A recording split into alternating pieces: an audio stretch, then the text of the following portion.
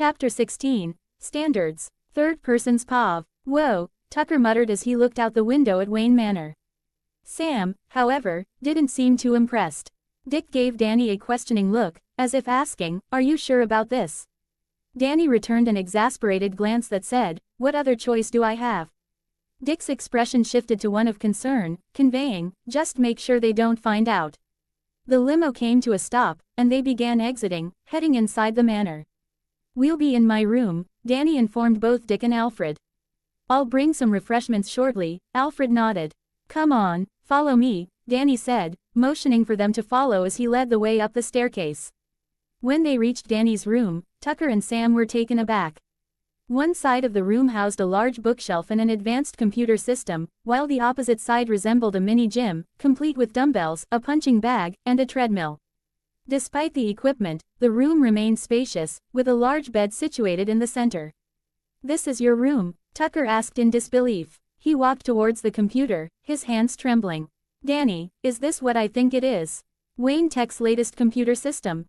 Quantum-level data encryption." Tucker continued to ramble, leaving Danny to tune him out slightly.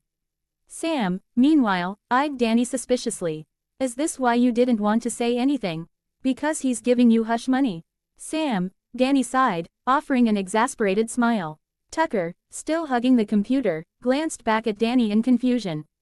"What's up with the gym equipment?" "That's what I've been trying to tell you. I knew you wouldn't believe me if I just told you, so I thought it would be better to show you," Danny explained, a bit too loudly, relief evident in his voice. "Bruce isn't abusing me," he said pointedly, directing his gaze at Sam. "I've been taking martial arts classes." "You've been what?" Sam and Tucker exclaimed in unison. Danny's shoulders slumped as he rubbed the back of his head. "It's to keep me distracted and prevent my mind from wandering. Bruce has helped me a lot, so I'd appreciate it if you didn't talk about him like he's an abuser. He got me an instructor, and the bruises you saw were from my training." "Oh, Danny," Sam said, pulling him into a hug, catching him by surprise. "Why didn't you just say that in the first place?" Danny stepped back, giving her a deadpan look. He leaned in and narrowed his eyes. "Look me in the eye and tell me honestly that you would have believed me if I told you this earlier today." Sam's eyes shifted to the side, remaining silent. Danny scoffed. "Thought so." Sam let out a sigh. "Still, you should have told us. What was the point of keeping it a secret? You guys already worry about me enough. I didn't want to give you more reasons to be concerned. Plus, this isn't anything major, just something to distract me, so I didn't see the point in telling anyone," Danny said, looking a bit embarrassed. Tucker stepped forward and placed a reassuring hand on Danny's shoulder. "Danny, we're your best friends. We're always going to worry about you." Sam placed her hand on his other shoulder. "I'm sorry if I seem a bit too obsessive sometimes, it's just that we care about you a lot and want what's best for you. You've already been through more than anyone should have too, and I don't want you to go through any more than necessary." Danny began to blush. Can we please change the subject? You guys are embarrassing me." Seeing Danny blushing made Sam and Tucker chuckle. They both began to feel a bit awkward as well, their own faces turning red. Sam shook her head to dispel the awkward tension. "So, Bruce Wayne really isn't bad, huh?" Danny shook his head. "He's not. Far from it. He actually bought my old home." "Seriously?" Tucker asked in astonishment. Danny nodded. "Even though it's in his name, he says it's mine. He said it would be fully mine once I come of age and that I could use it however I wish." "Ah, that's sweet of him," Sam said. "I knew he couldn't be all bad." Danny and Tucker both gave her deadpan looks. "I'm joking," she said with an eye roll. "But that is still very nice of him. If he's got you the house, why are you living here?" Tucker asked, puzzled. "He gave me the option to go back, said he'd give me an allowance to live on my own until I come of age or can provide for myself, but I just couldn't stay there alone. There are too many memories in that house, and I don't want to be by myself," Danny admitted shamefully. A look of understanding passed between them. Time passed as they continued talking and hanging out. Alfred knocked on the door, and once Danny gave the confirmation to come in, he entered to find them all sitting on the bed, doing homework together. Alfred carried in a plate of sandwiches and drinks. "You all must be hungry. Here's your lunch." "Thanks, Alfred, you're the best," Danny said happily. "Yeah, thanks for the food, man," Tucker said, rubbing his hands in anticipation. "Always a pleasure to serve," Alfred replied with a polite bow before leaving. As they ate, Tucker looked at them and asked, So, have you heard what everyone's been talking about online? Danny, mid-bite, looked towards Tucker in confusion. Seeing their clueless expressions, Tucker sighed. Apparently, Batman has a new superhero sidekick. Danny nearly choked on his food at Tucker's mention of it. Does he now? Danny asked, panting as he quickly gulped down his drink. It came from the criminals themselves. Some were taken down by, get this, a ghost kid, Tucker said mysteriously. A ghost kid, both Sam and Danny repeated, confused. That's not even the crazy part. Remember that ghost that attacked the school? Well, similar reports are popping up all over Gotham. And whenever there's a ghost attack, the ghost kid appears and takes them down, Tucker explained. It's probably the same one we saw defending the school cafeteria. Did they mention how he looks? Did he have snow-white hair and glowing green eyes? Sam questioned. Could he walk through walls? Disappear and fly? Danny added with a smirk he tried to suppress. There isn't much about him, but apparently, he terrifies the criminals he encounters. They're too scared to say anything else about him, but it's been said he's working with Batman. Otherwise, Batman wouldn't have allowed the ghost kid to operate in his territory, Tucker said, finishing his sandwich and grabbing another. Great, just what Gotham needs now, for it to become a ghost town, Sam sighed, shaking her head. Do you know the name of the ghost kid? Or is everyone just calling him Ghost Kid? Danny asked, a bit curious. Well, in the forum where I've been reading about it, he's mostly known as Gotham's Ghost, or the Spirit of Gotham, but that's about it. As for what his superhero name is, no one really knows since they've been too scared to ask. Although, since he has AD on his chest, they assume it must stand for something, Tucker shrugged. I don't have much to say on the topic, but I'll say this, he was kinda cute. It makes you wonder how someone so young could have died and turned into a ghost, Sam said, biting her pen slightly. He was what? Danny asked, a bit embarrassed, though he tried to suppress it. Sam hummed, looking up at him. What? It's true. Objectively speaking, he's good looking. Tucker rolled his eyes. You're only saying that because he's dead. It's your aesthetic talking. Anything related to death is beautiful to you. Just because I'm a goth doesn't mean I'd find any ghost attractive, Tucker. Even I have standards, Sam said with an eye roll. Oh yeah, you have standards all right. If they aren't dead, they aren't your type. Hey, if I showed you a picture of a zombie, would you consider him Prince Charming? He teased. Sam grabbed the pillow from her lap and slapped Tucker across the face with it. Says you tech-loving geek. If she isn't some type of computer system, she obviously wouldn't fit your standards. Both of your standards are weird, Danny scoffed, continuing to work on his homework to hide his embarrassment from being called cute.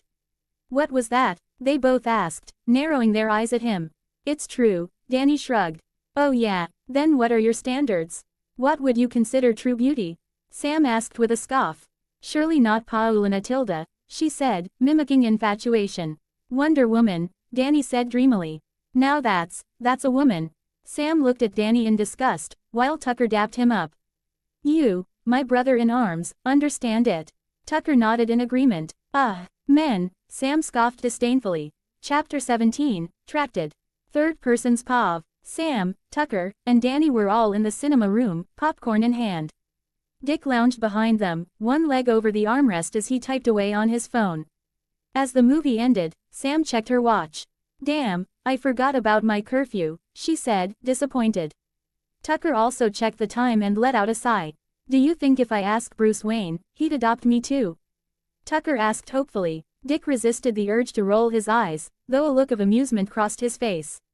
He just might. You never know, Danny said, chuckling as they all stood up and began heading out of the cinema room. Thanks for having us over, Danny. It was fun, Sam said as they grabbed their bags. Alfred, having heard they were leaving, approached. Since it's late, I'll take you both home, he offered, already adjusting his chauffeur cap. Sam and Tucker both expressed their gratitude. Dick and Danny watched from the door as Alfred drove them off into the night. Closing the door, Dick turned to Danny with a smirk. Relieved you got them off your back? No, I'm not, Danny replied solemnly. I feel worse than ever. He shook his head and started walking away. What? Why? Dick asked, catching up. Because they've shown me nothing but concern and care. How do I repay them? By lying constantly. They're my best friends. I've grown up with them, and I'd hate to lose them if they found out I've been constantly lying, Danny said, rubbing the back of his head awkwardly. Dick gave him a look of understanding. Danny, you know why you. Yes, I know. You don't have to tell me. I understand why I have to keep lying to them. This isn't just my secret, it's yours and Bruce's. The less they know, the safer they are. I get it, really. It's just, I hate the act of lying to them, Danny interrupted, his voice trailing into a mutter. Dick patted him on the back. Come on, let's do something to get your mind off this. No need to keep your mind tracted on it. Tracted? Danny raised an eyebrow. Yeah, when you're not distracted, you're just tracted, Dick said proudly. Danny scoffed in amusement. That's so lame. And you call my jokes corny? The nerve. It makes sense. Tracted is a word for keeping your mind or focus on track, Dick explained with a serious expression. I can't believe you gave it a dictionary definition, Danny said, shaking his head. So, what did you have planned? Since Bruce isn't coming in today, it's up to us to keep Gotham safe. A night out patrolling should do you some good, Dick said, leading the way to a room with a grandfather clock. You know what? Sure, it could be fun, Danny agreed as Dick twisted the clock's hands, setting them accordingly. The large clock shook slightly and moved aside, revealing a passage with stairs leading down. As Danny followed Dick, the clock closed behind them. I'm sorry, but can we go back to the tracted subject? Danny said, still amused. In awe of my genius? Dick asked as they made their way down to the Batcave. I just hate how much sense that made, Danny said in disbelief. Dick held his head high. Of course it makes sense. Once your mind or focus goes off track, it becomes distracted.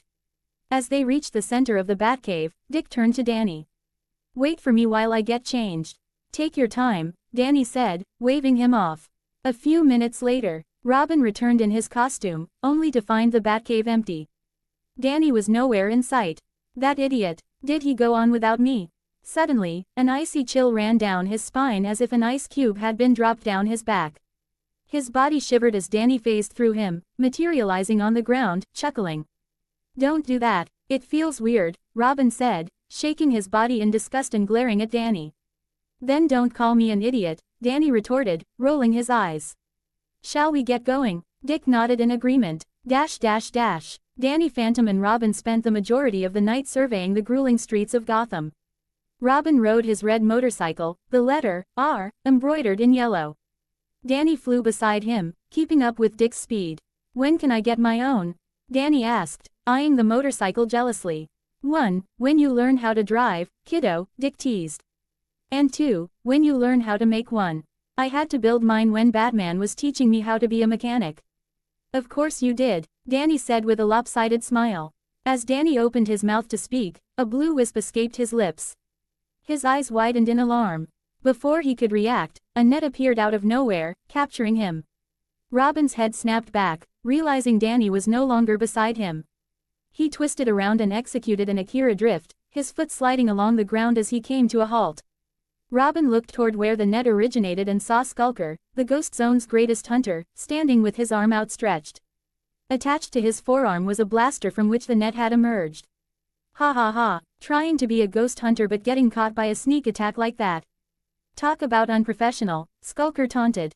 A professional ass whooping is what I'll show you, Danny retorted, irritated at being captured. He placed his hands on the net, ready to rip it apart, but as soon as he touched it, Skulker sent a powerful electric charge through the net. Arg! Danny screamed in pain as electricity surged through his body. Robin appeared on the rooftop with Skulker, already swinging his staff down. Release him, Robin shouted. Skulker blocked the staff with his forearm, a metallic clang echoing through the night. Rockets emerged from Skulker's shoulders, firing towards Robin. Out of the way, kid. My deal isn't with you. Robin's eyes widened, and he held his staff protectively in front of him. Boom! The rockets exploded, sending Robin flying. He landed with scorch marks, a ripped suit, and half his mask broken, blood splattering around him. Robin! Danny shouted in shock, his face contorting in anger. He gritted his teeth, ignoring the electric surge as he gripped the net and ripped it apart. Smoke rose from Danny's body, but he ignored the pain. His eyes glowed a fierce green, and his fists blazed with ectoplasmic energy as he flew towards Skulker. With a powerful punch, a green explosion erupted from Danny's fist, sending Skulker flying with a grunt. Danny's fist smoked. With residual green energy, he flew to Robin, who was using his staff for support as he stood up. Are you all right? Danny asked, worried. I'm fine, Robin replied, spitting blood to the side. How can you be spitting blood and say you're fine? Danny exclaimed. I've been through worse. I wasn't expecting shoulder rockets. That took me completely by surprise. Robin glared at Danny. Now, come on, keep your mind tracked on the fight and your opponent. Don't lose sight of him. What about you? Danny asked, still concerned. I'll be fine, let me recover a bit, and I'll join you afterward, Robin nodded reassuringly. Danny looked reluctant but nodded, his determination hardening. His green eyes glowed brightly as he flew off to confront Skulker. Chapter 18, Battle against Skulker. Third person's POV. Danny streaked through the sky, his white hair whipping back as he flew with his arms outstretched. Skulker was ready, standing with a smug grin, his arm extended. From his forearm, a ray gun charged, glowing with ectoplasmic energy. Danny twisted sharply to the side as a beam of green energy shot past him, narrowly missing. Skulker activated the jetpack on his back, propelling himself toward Danny. You'll pay for what you did. Danny shouted, meeting him head-on and landing a punch across Skulker's face. Skulker's head snapped to the side from the impact, but he seized Danny's arm, yanking him forward and driving a knee into Danny's gut, forcing a gasp from him. Your little friend should have stayed out of my hunt. Skulker sneered, before punching Danny toward the ground and firing another ectoplasmic ray at his torso. As Danny fell, screams erupted from below. He phased through a car that swerved in panic and sank into the ground, becoming intangible to avoid causing any harm. Emerging from the ground, Danny ignored the onlookers and flew back toward Skulker, forming green ectoplasmic energy into sharp discs in his hands. He hurled the discs at Skulker, who barely managed to dodge, the discs slicing through the air with a sharp whistle. One disc grazed Skulker's arm, exposing the wiring beneath his exoskeleton. Skulker's grin widened into a twisted mix of anger and excitement. Ha ha ha, I love it when my prey fights back. It makes the hunt so much more thrilling. Rockets emerged from his shoulders, locking onto Danny. Danny saw the rockets trailing smoke as they homed in on him. He twisted and turned, firing ghost rays at the incoming missiles, but they were relentless. Turning intangible only made the rockets follow suit. Realizing he had no other choice, Danny spread his arms wide, forming a green force field around himself. The rockets collided with the force field, causing a series of explosive booms. Boom, boom, boom. The force field trembled under the bombardment, cracks appearing across its surface, but it held. As the smoke cleared, Skulker flew at Danny, smashing through the weakened force field with a fierce punch that sent Danny spiraling through the air, green blood splattering from his face, causing Danny to let out a grimace. Skulker roared after Danny, his jetpack blazing, and delivered another powerful punch. He continued his relentless assault, each blow forcing Danny lower until he crashed onto a rooftop, skidding across its surface and smashing into various appliances. Ellipsis. Inside one of the apartments below, a man sat on his couch, eyes glued to a soccer game. The commentator's excited voice filled the room. He shoots and static. No, did he score? Stupid piece of garbage TV. The man bellowed, hurling his beer can at the screen in frustration. Ellipsis. Danny collided with a brick wall, the impact shaking the rooftop entrance. He slumped against the wall, his white hair disheveled, eyes struggling to focus. Pain radiated from his body, bruises and cuts decorating his form, and a stream of green blood dripped from his mouth. He spat a thick glob of it to the side, using the wall for support as he slowly tried to stand. Skulker landed with a thud, his gaze fixed on Danny. As Danny struggled to maintain his ghost form, a transformation ring appeared around his torso, reverting him to his human form. His hair returned to black, and his eyes shifted back to blue. The injuries carried over, leaving him weak and bleeding profusely. Skulker's eyes widened in surprise. His sensors confirmed that Danny was still alive, yet no longer a ghost. Excitement lit up his face. A halfling. This is the greatest discovery in the ghost zone. And I, Skulker, the greatest hunter, have found you. You'll make a fine addition to my collection, boy. Danny's stance widened, and he raised his fists in a boxing guard. Despite his battered state, his determination shone through. Skulker chuckled, his stance shifting into a combat-ready position. Still fighting, even now. I'm impressed, kid. Let's continue, then. Skulker launched the first attack, swinging his fist toward Danny. Danny weaved to the side, narrowly avoiding the blow. Skulker pressed on, each punch met with a dodge or deflection. Danny blocked a punch with both arms and shifted his weight to counter with a strike to Skulker's torso. Clang! The impact echoed as Danny's fist met Skulker's metal exoskeleton, in his half-delirious state forgetting for a moment that Skulker was made out metal. The pain jolted through Danny, and before he could react, Skulker's fist smashed into his face, sending blood spraying from his mouth. Danny resumed dodging, his movements more deliberate. As Skulker's fist came at him again, Danny leaned back, redirecting the punch with a fluid motion. He twisted around Skulker's arm, reaching into his utility belt. In one swift move, Danny pressed a small explosive device to Skulker's torso. The device blinked red as it adhered. Danny rolled backward, narrowly avoiding Skulker's retaliatory stomp. Skulker glanced down, noticing the flashing device. With a smirk, he turned intangible, phasing the bomb out of his body, and tossed it away. The device exploded in a fiery burst behind him, the shockwave rumbling through the rooftop. Danny gritted his teeth as the fight continued atop the rooftop. He moved with a mix of desperation and determination, dodging, blocking, and parrying Skulker's relentless attacks. Each maneuver was an attempt to find an opening, a way to turn the tide against his powerful foe. But Skulker's brute strength finally broke through Danny's defenses. With a devastating punch to the gut, Skulker sent Danny crashing to the ground, blood spurting from his mouth as the air was violently expelled from his lungs. Danny gasped for breath, his body trembling as he fell to all fours, blood dripping from his nose and mouth. Skulker reached down, gripping Danny by the front of his shirt and lifting him effortlessly. He held Danny close, grinning triumphantly. "Ready to call it quits, kid? You put up one hell of a fight," Skulker chuckled. "But what use are you to me dead? Just give up. You've already lost." Danny's eyes burned with defiance, despite his battered state. His hand, hidden from Skulker's view, reached into his utility belt. He slowly uncorked his Fenton thermos with his thumb, preparing for his final move.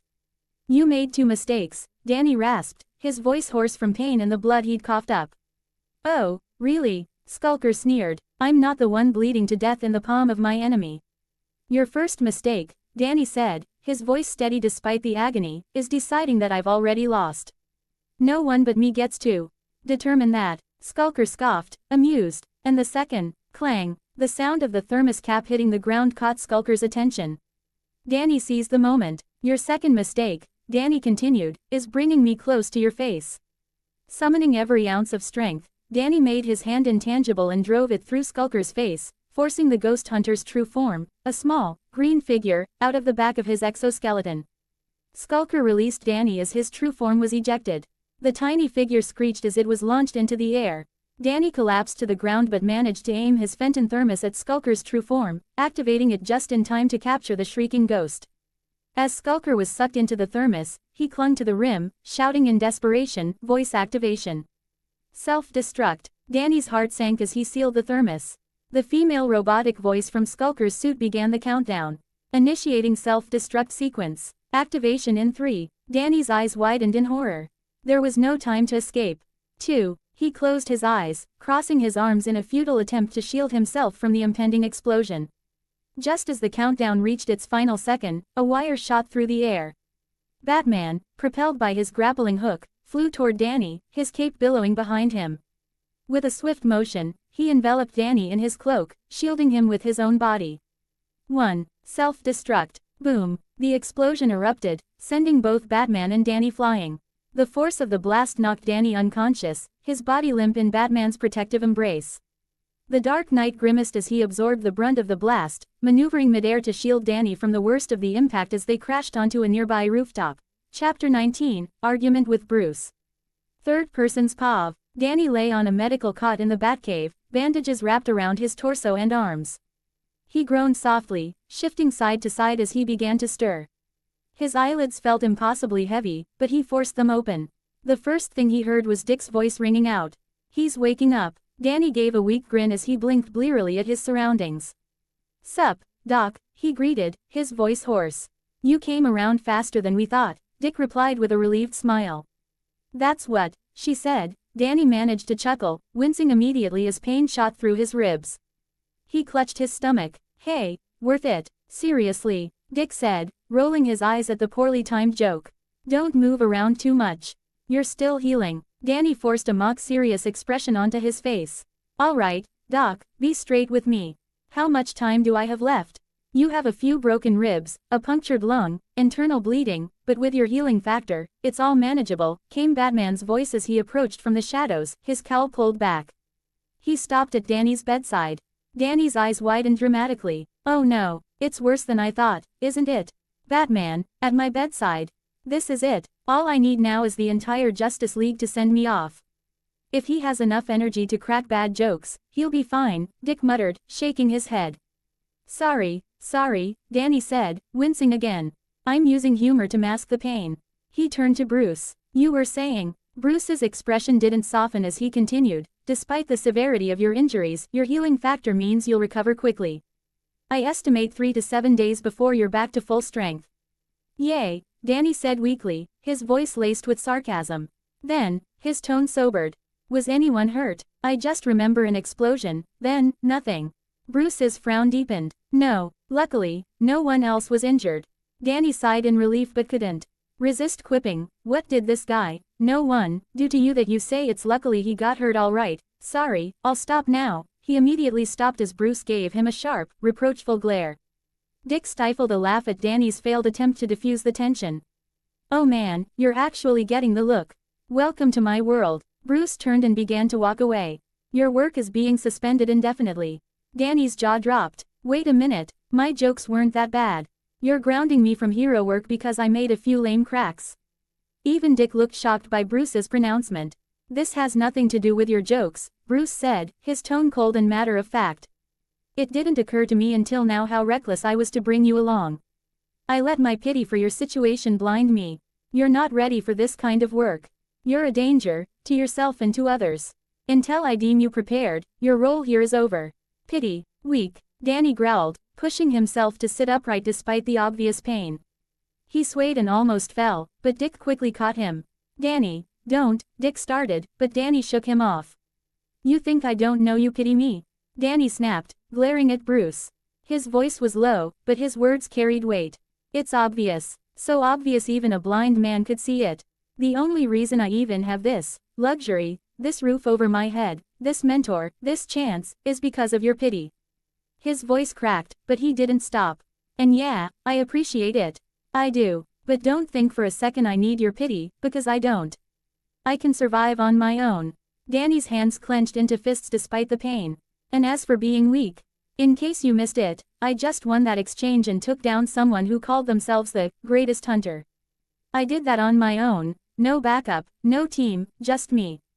You won. This doesn't look to me like the condition of a winner, Bruce sneered as he looked at Danny up and down his battered state, and in case you have forgotten it's thanks to me you're alive to argue in the first place.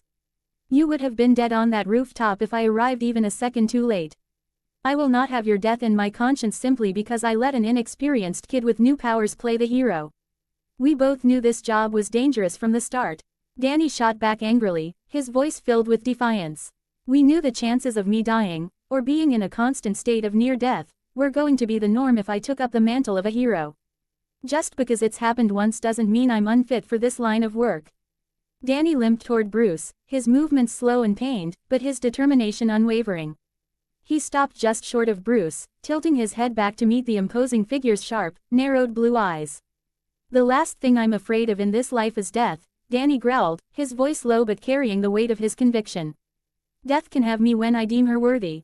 So don't think for a second that just because I faced it once, I'm suddenly going to back down and stop doing this. He jabbed a finger into the bat symbol on Bruce's chest, his hand trembling from a mix of pain and emotion. Not you, nor death, is going to stop me. Do you think I'm doing this just because of my parents? Sure, they're part of it, they play a major role. But that's not the only reason. I'm doing this for the simple fact that it's the right thing to do. Danny's voice cracked slightly as unshed tears glistened in his eyes, his body trembling under the weight of both physical and emotional strain. If I hear someone screaming for help or see a ghost terrorizing some innocent person, you think I'm just going to turn a blind eye because the great Batman decided I'm not worthy enough to be a hero? He stepped back, his narrowed gaze never leaving Bruce's. You can decide a lot of things about my life, Bruce. But whether or not I get to be a hero, that's not one of them. Danny took a deep, shaky breath, his determination unwavering as two glowing rings of light appeared around his waist. They swept up and down his body, transforming him into his ghost form. The bandages that had been wrapped around his body fell away, slipping to the floor as he became intangible. Without another word, Danny flew upward through the ceiling, disappearing into the night. The Batcave fell into silence. Dick rubbed a hand over his head, his expression torn between frustration and helplessness. Bruce stood frozen in place, his fists clenched tightly at his sides, his jaw set in silent tension. From the staircase, Alfred stopped halfway down, holding a tray of refreshments. He blinked at the scene, then slowly, wordlessly retreated back up the steps, deciding he had no desire to intrude on whatever had just transpired. Ellipsis. As Danny flew over Gotham City, he failed to notice a woman standing atop a skyscraper rooftop, a black umbrella resting on her shoulder. She twirled it lazily, a soft chuckle escaping her lips. "Death can have me when I deem her worthy," she quoted with amusement, her voice laced with a hint of mockery. "What a funny little fella." Her eyes followed Danny's flight path as he dove into a building emblazoned with the sign Fenton Works. Meanwhile, Danny grumbled to himself during the entire journey, irritation bubbling over as he instinctively flew down to the basement where the ghost portal was stored. He reverted back to his human form, plopping onto the cold floor with a frustrated huff. "Stupid Bruce," Danny muttered, his voice dripping with sarcasm. "Who does he think he is? Just because he's Batman doesn't mean he knows everything. He's the one who's weak, not me. I'd like to see him lift a whole school bus above his head without any effort or a super suit." Minutes ticked by, and Danny continued his grumbling tirade, occasionally mimicking Bruce's stern voice under his breath. Unbeknownst to him, Dick was slowly making his way into the basement, letting out a long, tired sigh. He found Danny still muttering to himself. "I don't need him. There are plenty of other amazing fighters I could learn from," Danny was ranting. "Like Wonder Woman, for example. He, wonder if she takes male students." "Stop being a weirdo," Dick interrupted, walking further in. He plopped down beside Danny, who immediately flinched and sprang into a sloppy karate stance. "Oh, it's just you," Danny said, lowering his hands. "What are you doing here?" "Here to make sure I don't blab about your secret identity." "Don't worry, I'm not that spiteful." "No," Dick replied firmly. "I'm here to bring you back home." "I am home," Danny shot back, gesturing around. "See that big ol' sign out front? Fenton Works. My family name." "You know what I meant," Dick said, rolling his eyes. "Stop being such a baby. Bruce is just complicated. He's worried about you and doesn't know how to show it. He was the same way with me when I first started. You've got no idea how many arguments we had because I'd get seriously hurt." Danny crossed his arms, his expression hard. "If you think for a second I'm gonna crawl back there and bow my head, you're dead wrong. I don't regret a single thing I said." "I'm not saying you need to apologize," Dick assured him. "Honestly, I think you were in the right. It takes a lot of guts to stand up to him the way you did. Not many members of the Justice League would even dare to." Danny turned to Dick with a completely serious expression, cutting him off. "Look, I'm sorry if I gave you the wrong impression, but I'm into girls. I can't return your feelings for me." "What the?" Dick started, his brows knitting in confusion. Then it clicked. His face fell into a deadpan expression as Danny's grin slowly grew. "I seriously hate your guts sometimes," Dick muttered darkly. Danny shrugged, clearly amused. "Then stop complimenting me like that, you weirdo." Chapter 20, Therapy, Third Person's POV. "Anyways," Dick interjected, "all Bruce sometimes needs is for someone to stand up to him and prove him wrong. Otherwise, he'll believe he's always right and can never be wrong." Danny scoffed. "But I mean, come on, look who we're talking about here. Bruce can definitely be wrong sometimes. Trust me, I've been with him for years. He makes a ton of mistakes, he's just really good at covering them up and fixing them as soon as they happen," Dick said dismissively. He placed a hand on Danny's shoulder. "Look, what I'm trying to say is that coming back doesn't mean you have to forgive Bruce. You can be mad at him for as long as you want, or until he earns your forgiveness." Danny muttered as he looked away. "Why do you want me to go back so bad anyway?" Dick sighed. "For starters, I don't want you being here alone. The loneliness and the memories are enough to drive anyone crazy." He stood up, dusting off his hands. As he started walking back, he added, "Not to mention, I'm already so used to your annoying voice in the Manor. It'll feel empty if you're not there. It's nice not being the only kid for once." Standing by the staircase entrance, he turned back. "So, are you coming or not?" Danny let out a faint smile and stood up. All right, my God, you are just so in love with me." Dick rolled his eyes and kicked behind him, shoving his hands into his pockets. A flash of irritation crossed his face. Don't make me regret this more than I already do, you idiot. Oi, I'm still injured, remember? You're supposed to be looking after me, Danny said, shaking his arms with a wince which he crossed to defend himself. Then stop being so annoying. Next time, I'm pushing you down the stairs when you least expect it, Dick scoffed as he led the way out. That's actually attempted murder, is it if you can't die? Then it's aggravated assault since you're intentionally trying to cause harm. Look at you Tilda seems like you've been studying, Dick responded sarcastically. Back at the manor. As Dick and Danny stepped inside, Dick called out, I got him to return. Danny shot him a suspicious look. The way you say that makes it sound like I was tricked into coming back. Bruce descended the stairs, his expression firm. Flying out like that was reckless. Danny resisted the urge to roll his eyes, though he was pretty sure Bruce noticed. Yeah, my bad. Wouldn't want anyone seeing me exiting the Batcave. He waved Bruce off. Bruce's brow furrowed in confusion. What? No, because you're still injured. You could have worsened your condition if you'd gotten into a fight as soon as you left. You could have gotten yourself killed. Oh, Danny felt awkward for acting bratty when Bruce was actually worried. But then he remembered he was still mad at him. Even if you were looking out for me, that doesn't mean I'll just forgive you. Bruce tilted his head. Forgive me for what? Danny stared at him in disbelief. Unbelievable. You are seriously something else, he muttered, shaking his head. I'm going to bed. Wait, Bruce said seriously. We still have something to discuss. Danny sighed. Look, I'm not trying to be disrespectful, but it can wait. It's 3 in the morning, and I have school in 4 hours. I need whatever sleep I can get. Bruce shook his head. You're not going to school tomorrow. You need rest. Don't worry about it, sweet, Dick said happily. Bruce barely glanced at him. You're still going. Wah, Dick gaped at the injustice. I literally took a rocket to the face. I'm injured too. Bruce remained impassive. You should have dodged. You're used to this. You can handle operating on minimal sleep. Danny, still annoyed at Bruce, barely managed to suppress his laughter. Dick turned to him, utterly betrayed. Your friends were right, he is an abuser.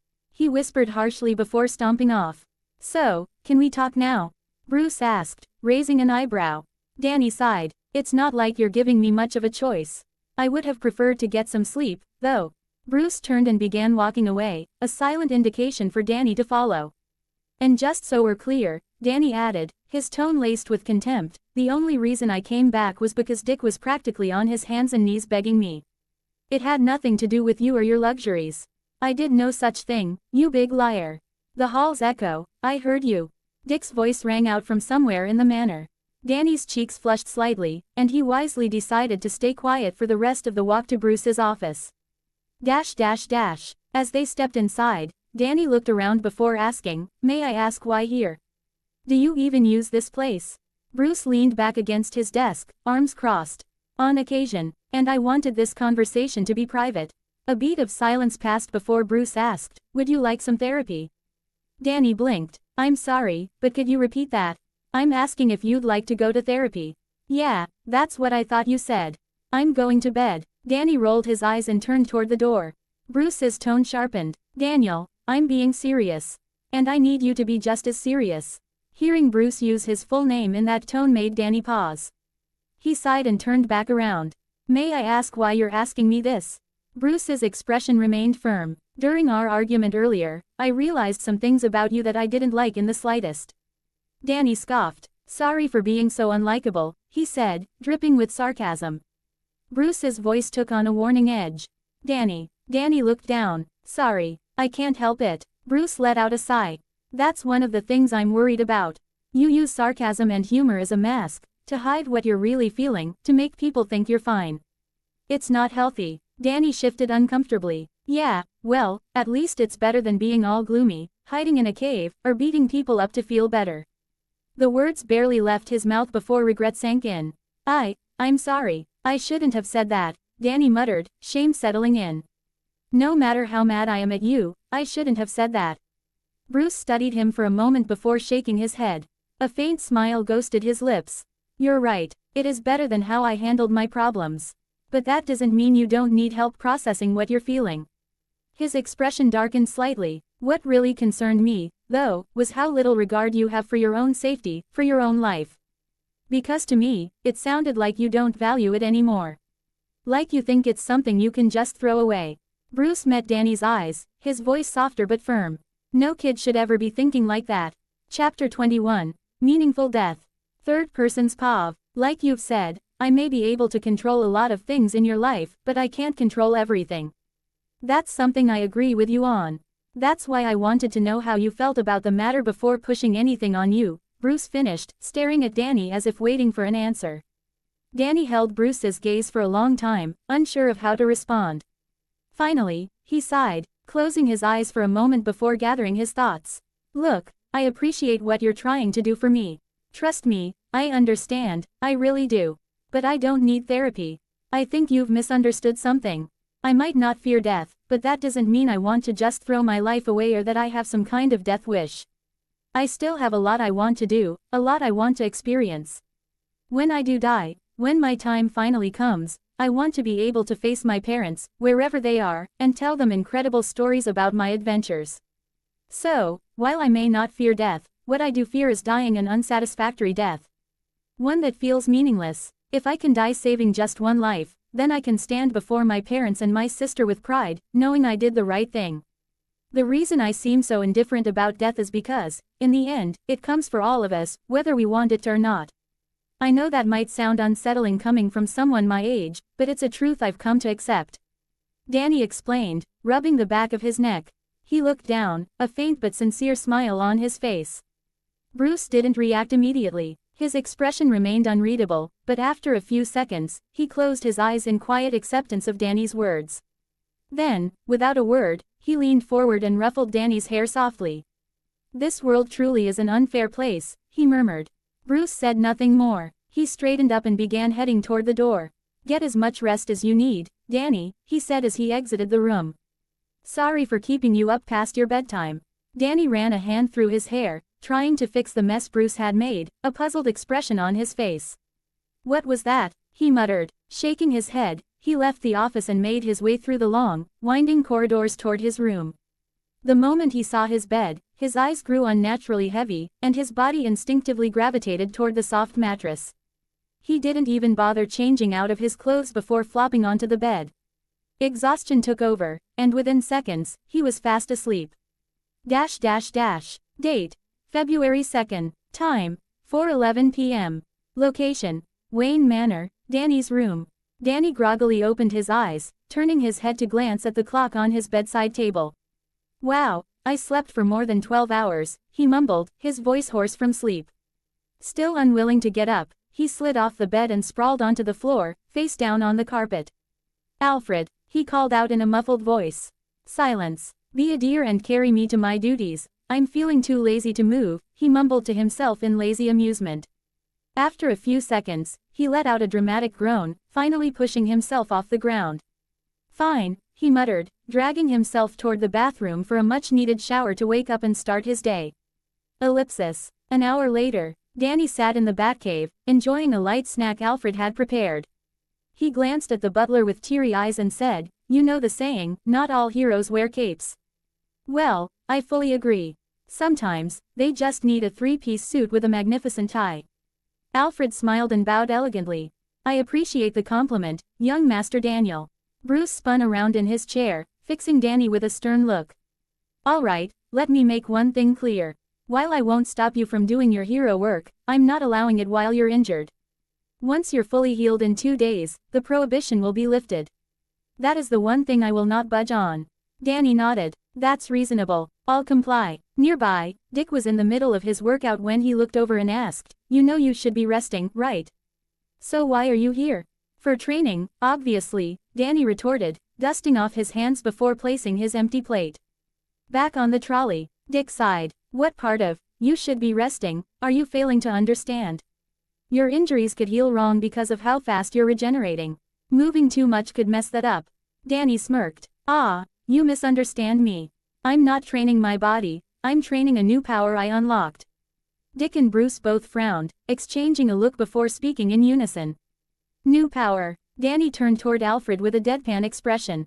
Are we sure Dick is adopted? Alfred chuckled, but Bruce cut in before it could go any further. What new power are you talking about?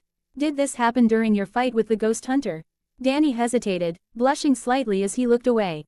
It happened when Dick got hurt. Dick chuckled in amusement. Now, who's the one that loves who? Danny groaned. Stick a sock in it. Ew, stop blushing. That's gross. Dick scoffed. I'm not blushing because I want to, alright. I'm just embarrassed, that's all. It doesn't mean anything, Danny shot back defensively. Bruce, uninterested in their banter, cut straight to the point. Demonstrate. Danny exhaled, calming himself before shifting into his ghost form. He clenched his fist, focusing.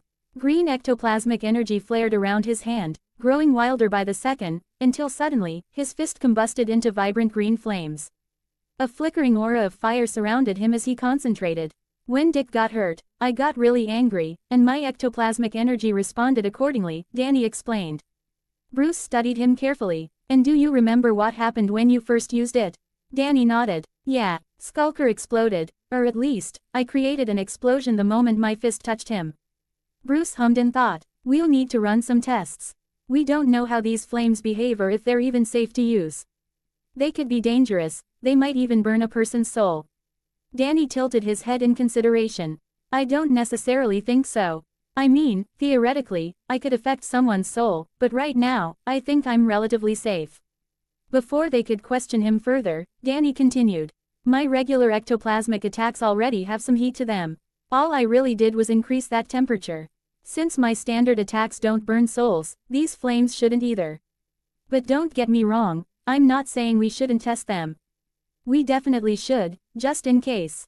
I could be wrong, but it feels like I'd need to make them burn way hotter than I can currently control, to actually damage someone's soul. As fragile as a soul might be, it has a kind of resistance, too. Dick, still doing pull-ups, glanced over. So, it's just an instinctual feeling that your flames can't burn a soul. Danny nodded. Kinda. Like I said, I feel like if I really wanted to burn someone's soul, to hurt their essence, the fire would need to be way hotter than what I can produce right now. As if on cue, his flames flickered out, and his fist returned to normal. Danny frowned slightly, flexing his fingers. Bruce watched in silence, already analyzing possibilities. We'll see. Bruce watched with interest as Danny held out his palm outwards and held his wrist with his other hand and concentrated. He began to tremble as his eyes narrowed in concentration. With a small whoosh, a tiny candle green flame materialized in the middle of his palm. The candle flames swayed as Danny concentrated, his brows knitted together before the flames flickered out of existence, making Danny click his tongue. I tried to summon them without covering my hand in ectoplasma first. It's much harder than I thought, although I think I did good for my first time. Chapter 22, Wally West.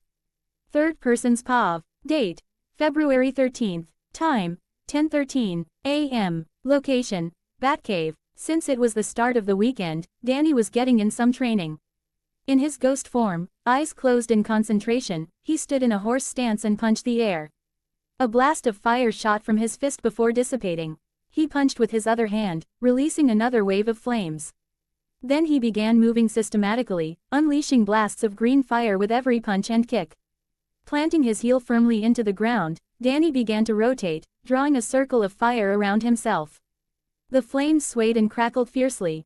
Finally, he extended his palm, and the flames surrounding him flew upward, condensing into a glowing ball in his hand. He clenched his fist, and the fireball exploded in his palm.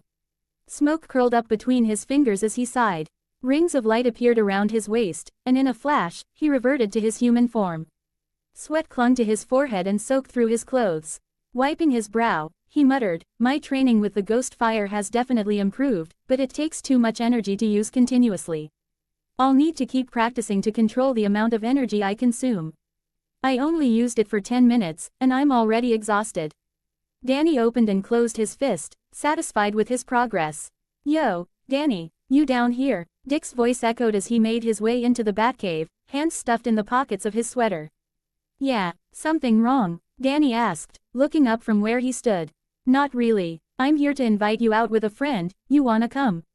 Dick asked casually. "You want me to come along with your friends?" Danny tilted his head in confusion. Dick never invited him to hang out with his school friends. "Wasn't your whole thing, we already hang out enough at home and at work, no reason we have to hang out at school too." It's not school friends we're meeting, Dick said, shaking his head, understanding where Danny's confusion was coming from. And it's only one. Dick rubbed the back of his head bashfully. I know you're upset that you can't be honest about your identity with your friends. So, I thought I'd introduce you to someone you can be honest with, apart from me. What? Danny asked, taken aback. Dick smiled at his expression. Yeah, he already knows about my secret identity, so it's cool for you to tell him yours too. Wally. Danny immediately figured it out. If there's anyone Dick would have told his identity to, it'd definitely be Wally West. Danny ran a hand through his hair, sighing. I get what you're trying to do, but you're actually making it worse. What? Now it was Dick's turn to be confused. You're expecting me to be honest about my identity to someone I don't even know, when I can't be honest with my two best friends. He's just gonna be one more person who knows before they do, and that's only gonna hurt them more. You're talking like they're gonna find out or something, Dick said suspiciously. You aren't. No, I'm not planning on telling them. Danny snapped, cutting him off. I don't blab secrets, but secrets don't stay buried forever. They come out eventually, especially when you're keeping them from the people closest to you. Dick, now at the bottom of the steps, clicked his tongue and turned back, rubbing the back of his head. A simple no would have sufficed, he mumbled. That's what I get for trying to be helpful, he grumbled to himself. Danny stared at Dick's hunched back as he climbed the stairs. He closed his eyes and sighed. Fine. Dick froze mid-step and turned to look at Danny, who was scratching the side of his head. Seriously, what happened to the hole? I know you're just trying to be nice and help me out. I'm sorry for snapping at you earlier, Danny mumbled his apology. Nah, I should have realized how insensitive it was to ask you to reveal your identity like that. But, are you seriously coming? Dick asked. Danny waved him off with a sigh. Yeah, I mean, how bad can it be? The only reason I'm doing this is because I know Wally's one of the good ones.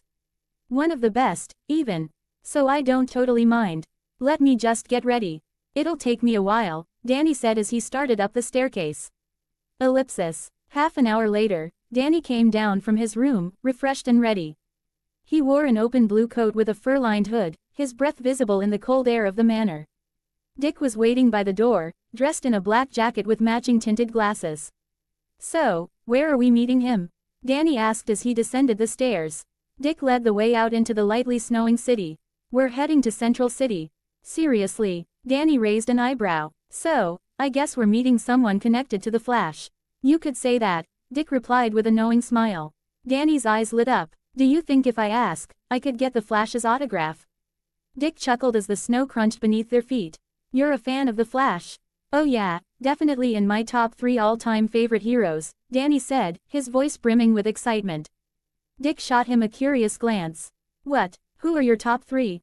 Batman, The Flash, Wonder Woman, Danny replied, ticking off each name on his fingers. In that order. Seriously, Wonder Woman, Dick laughed, nudging him. You just saying that 'cause she's beautiful? Danny's cheeks flushed, not from the cold. No, I think she's really cool. Dick scoffed, shaking his head. Superman's way better than Wonder Woman. I mean, don't get me wrong, she's alright in her own way. Superman's alright, and a fantastic hero in his own right, definitely in my top 5, Danny countered, but Wonder Woman is so underrated and underappreciated. Dick gave him a sideways look. What the hell are you on about? I mean, think about it, Danny said, warming to his point. She's a princess of an entire island of women. She could live her life in luxury, but she chooses to go out of her way to be a hero for us. Plus, she was raised on an island that discriminated heavily against men, but she doesn't hold that against anyone she saves. She pushes past what she was taught and fights with her own thinking and ideology. What could be more admirable than that? Dick blinked, momentarily speechless. Then he snorted. PHTTT. Who would have thought Wonder Woman's biggest fan would be a dude? Danny crossed his arms defensively. What's wrong with that? She's awesome. I've got nothing to be ashamed of. Dick kept teasing, and Danny kept defending, their banter echoing through the cold streets as they made their way to the subway station. They rode the train to Central City, the underground lights reflecting off the windows as they continued to bicker playfully. When they finally emerged from the subway into the bustling streets of Central City, Danny asked, So, where exactly are we going? You never really said. Just, Central City. We're heading to Central City Mall, Dick replied, pulling out his phone to check his messages. One of the largest malls in the US. He should be waiting for us there. The mall? Danny frowned in confusion. Yeah, it's got all kinds of stores, even an arcade, Dick added. They walked a few more blocks, their breath misting in the cold air, until they reached a sprawling parking lot leading to the mall entrance. By the doors stood a tall, red-haired boy wearing a burgundy jacket, 2 hot dogs in hand. You guys sure took your time, the boy called out, grinning. I got hungry from all the waiting. When aren't you hungry? Dick scoffed. Anyway, introduce yourselves, you two. Danny shook his head with a sigh, stepping forward and extending his hand. Shouldn't you be doing the introducing? But he shrugged it off. Danny Fenton. The boy grinned, shaking his hand. Wally, West. Chapter 23. Mall Trip. Third person's POV. Now that introductions are out of the way, let's head inside, Dick said, leading the way. So, you're the new sidekick, huh?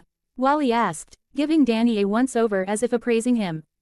I'm not a sidekick, Danny replied, resisting the urge to roll his eyes. You're not? Then what are you? Wally asked as they entered the mall, already munching on a hot dog.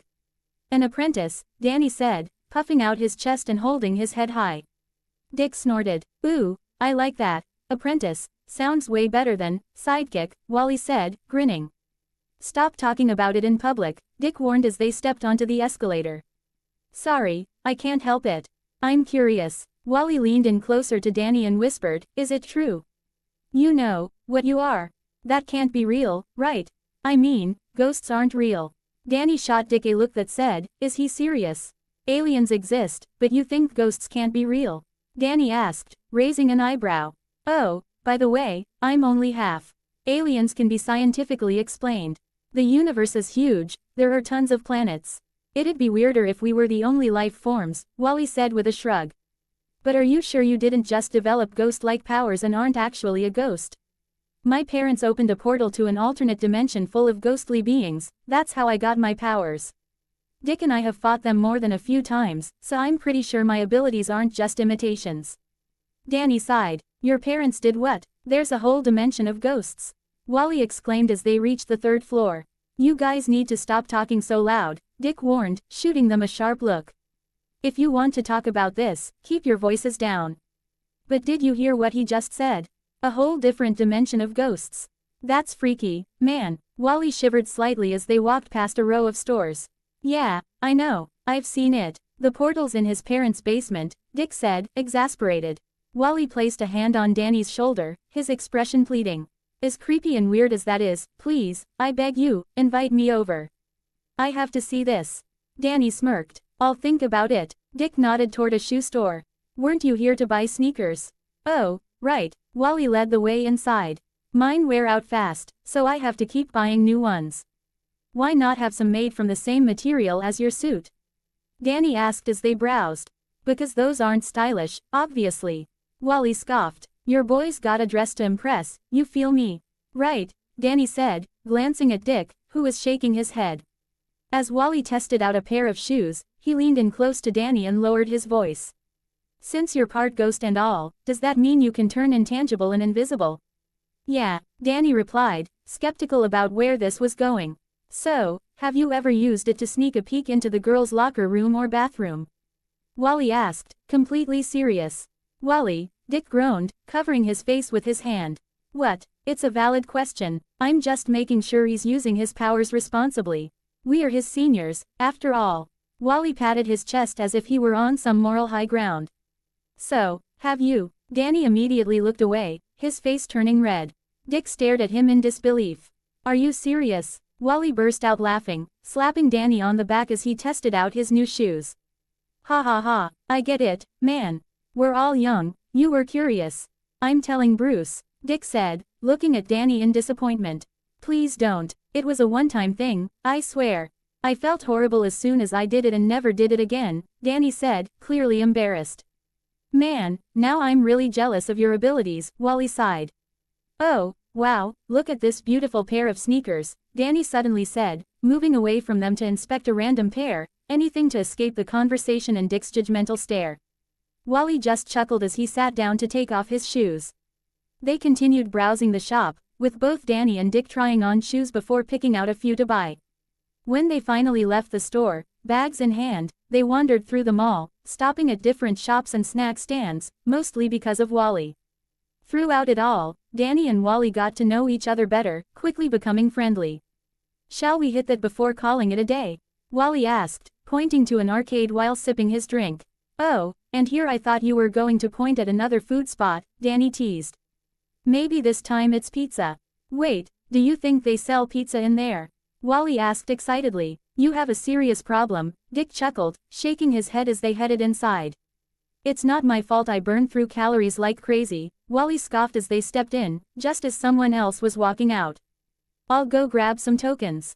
"Be right back," Dick said, handing his bags to Danny. Wally set his bag down next to an arcade machine and cracked his knuckles.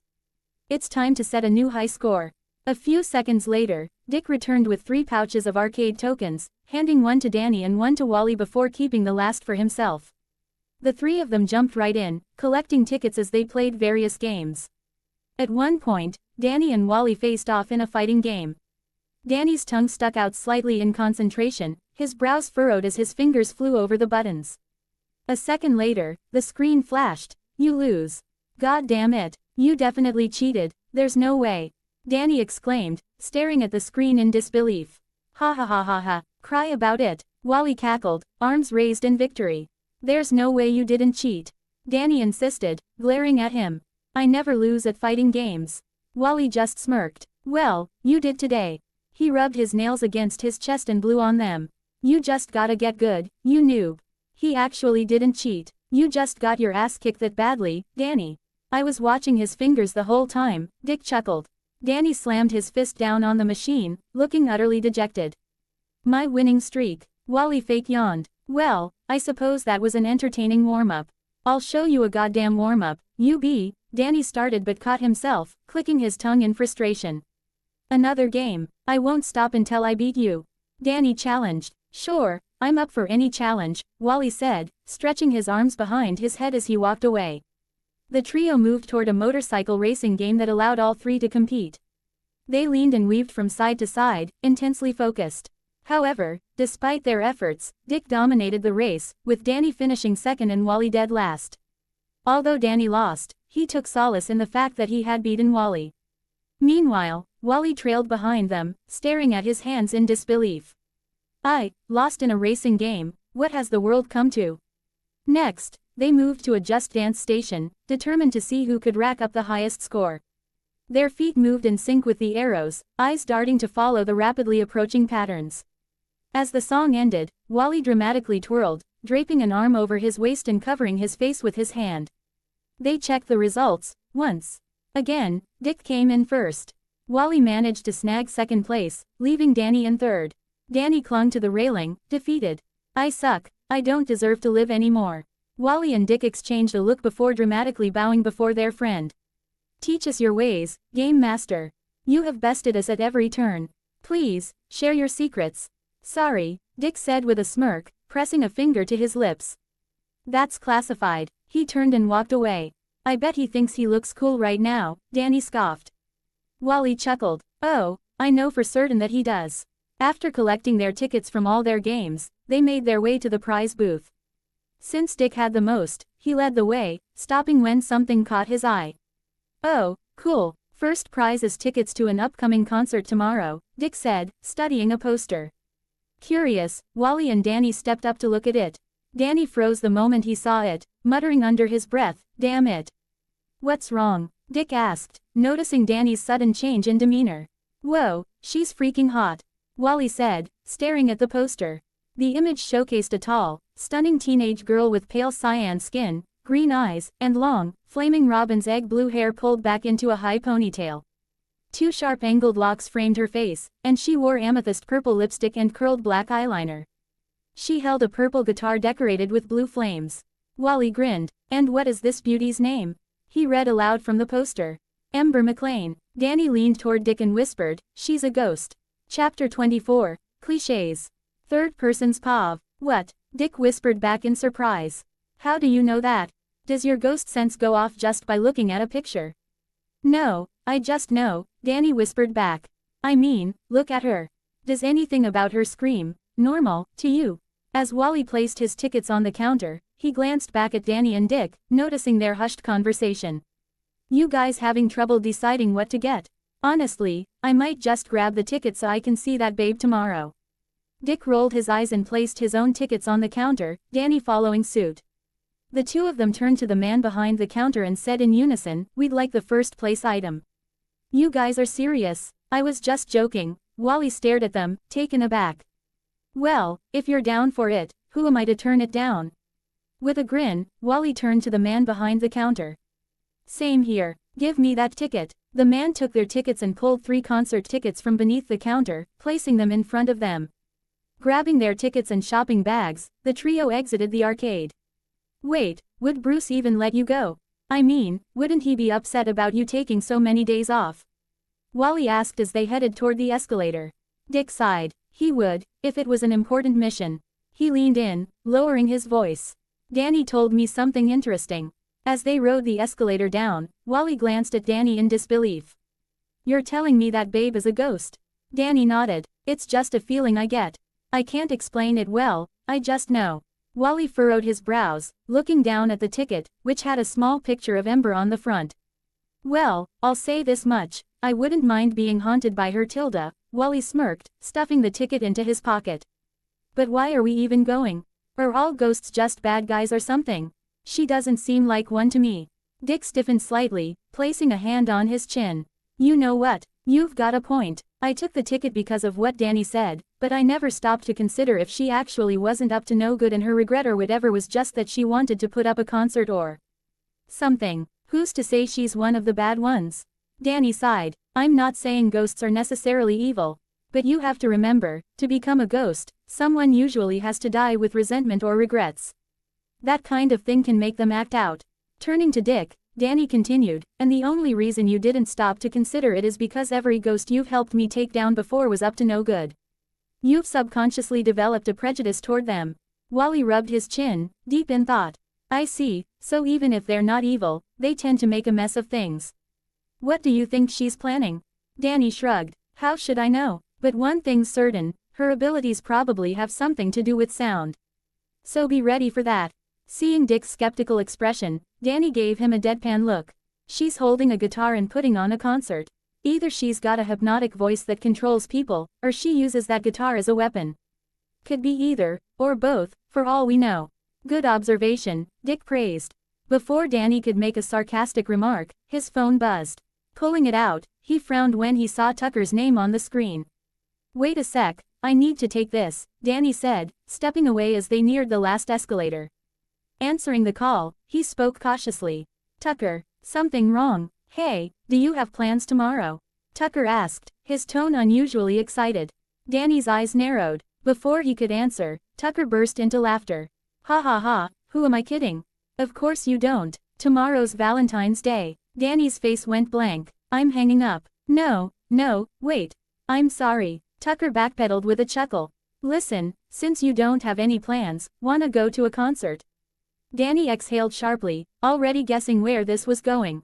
I freaking knew it. How cliché. A concert. Wouldn't happen to be Ember McLean's, would it? Whoa, how'd you know? Are you a fan too? Ever since I started listening to her music, I can't get it out of my head. And when I heard she was performing live in Central City, I had to get tickets. Tucker started humming a catchy tune before adding, anyway, I already asked Sam, and since she clearly doesn't have anything better to do, she agreed. So, what do you say? It's been a while since the 3 of us hung out. And don't worry about the ticket, I won them in a radio giveaway. Of course he did, why wouldn't he? Danny inwardly groaned. Sure, I don't mind. I'll go. Awesome. See you tomorrow, Tucker said before hanging up. Danny walked back over to Wally and Dick, who were leaning forward on the railing of the second floor. They turned toward him as he massaged his forehead and tucked his phone away.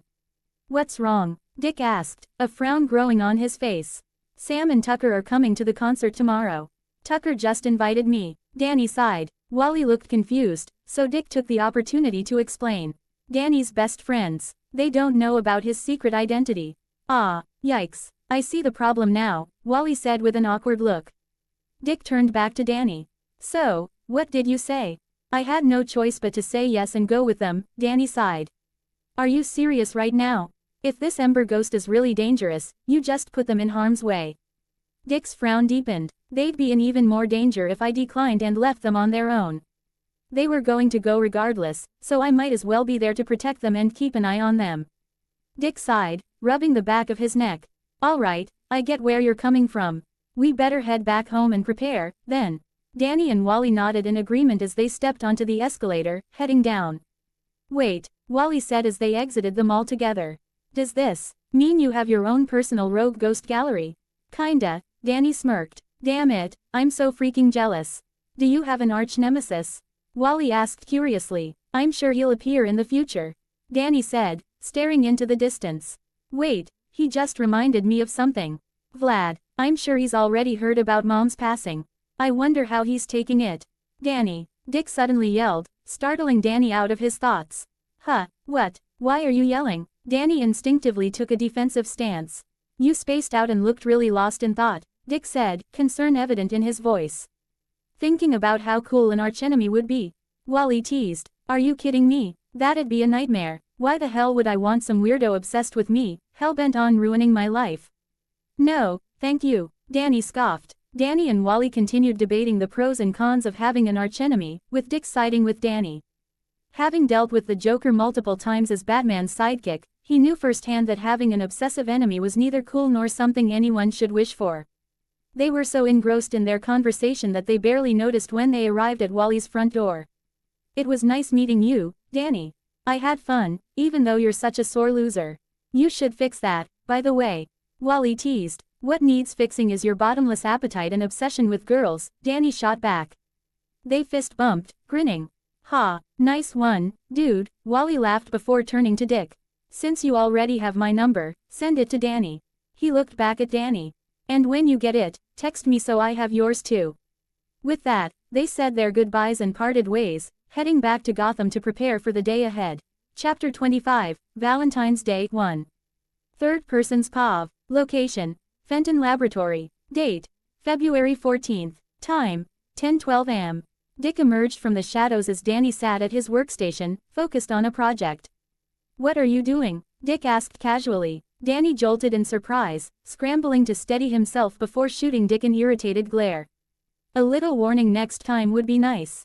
I could have attacked you, thinking you were an intruder, Danny growled.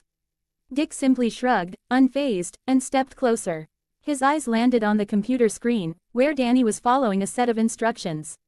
On the table in front of him lay several pairs of earbuds, each with a small extension tipped with a light gray stem and a neon green microphone.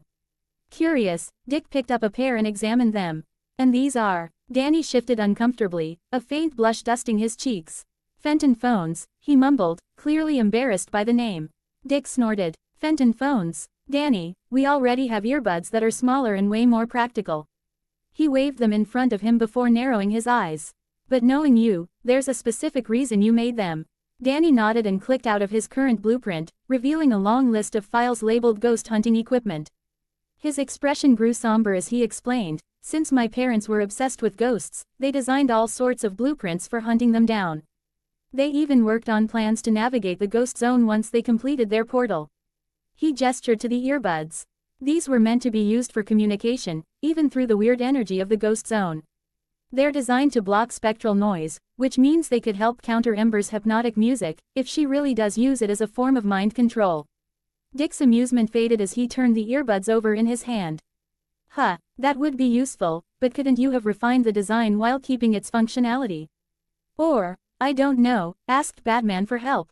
He asked with a sigh. Danny scratched his cheek sheepishly. I'm pretty sure Batman already has a copy of this list and has probably improved on some of these designs, you know, just in case he ever needs to take me down. He let out a small laugh before shaking his head. But I wanted to make something on my own. He's been teaching me how to build tech, and I wanted to prove to myself that I could do it without guidance. I figured I'd start with something small, so don't judge me too harshly for how they turned out. Dick didn't say anything at first, just nodded before grabbing two pairs from the table. All right, I'll head out ahead of you, since you still have to meet up with your friends.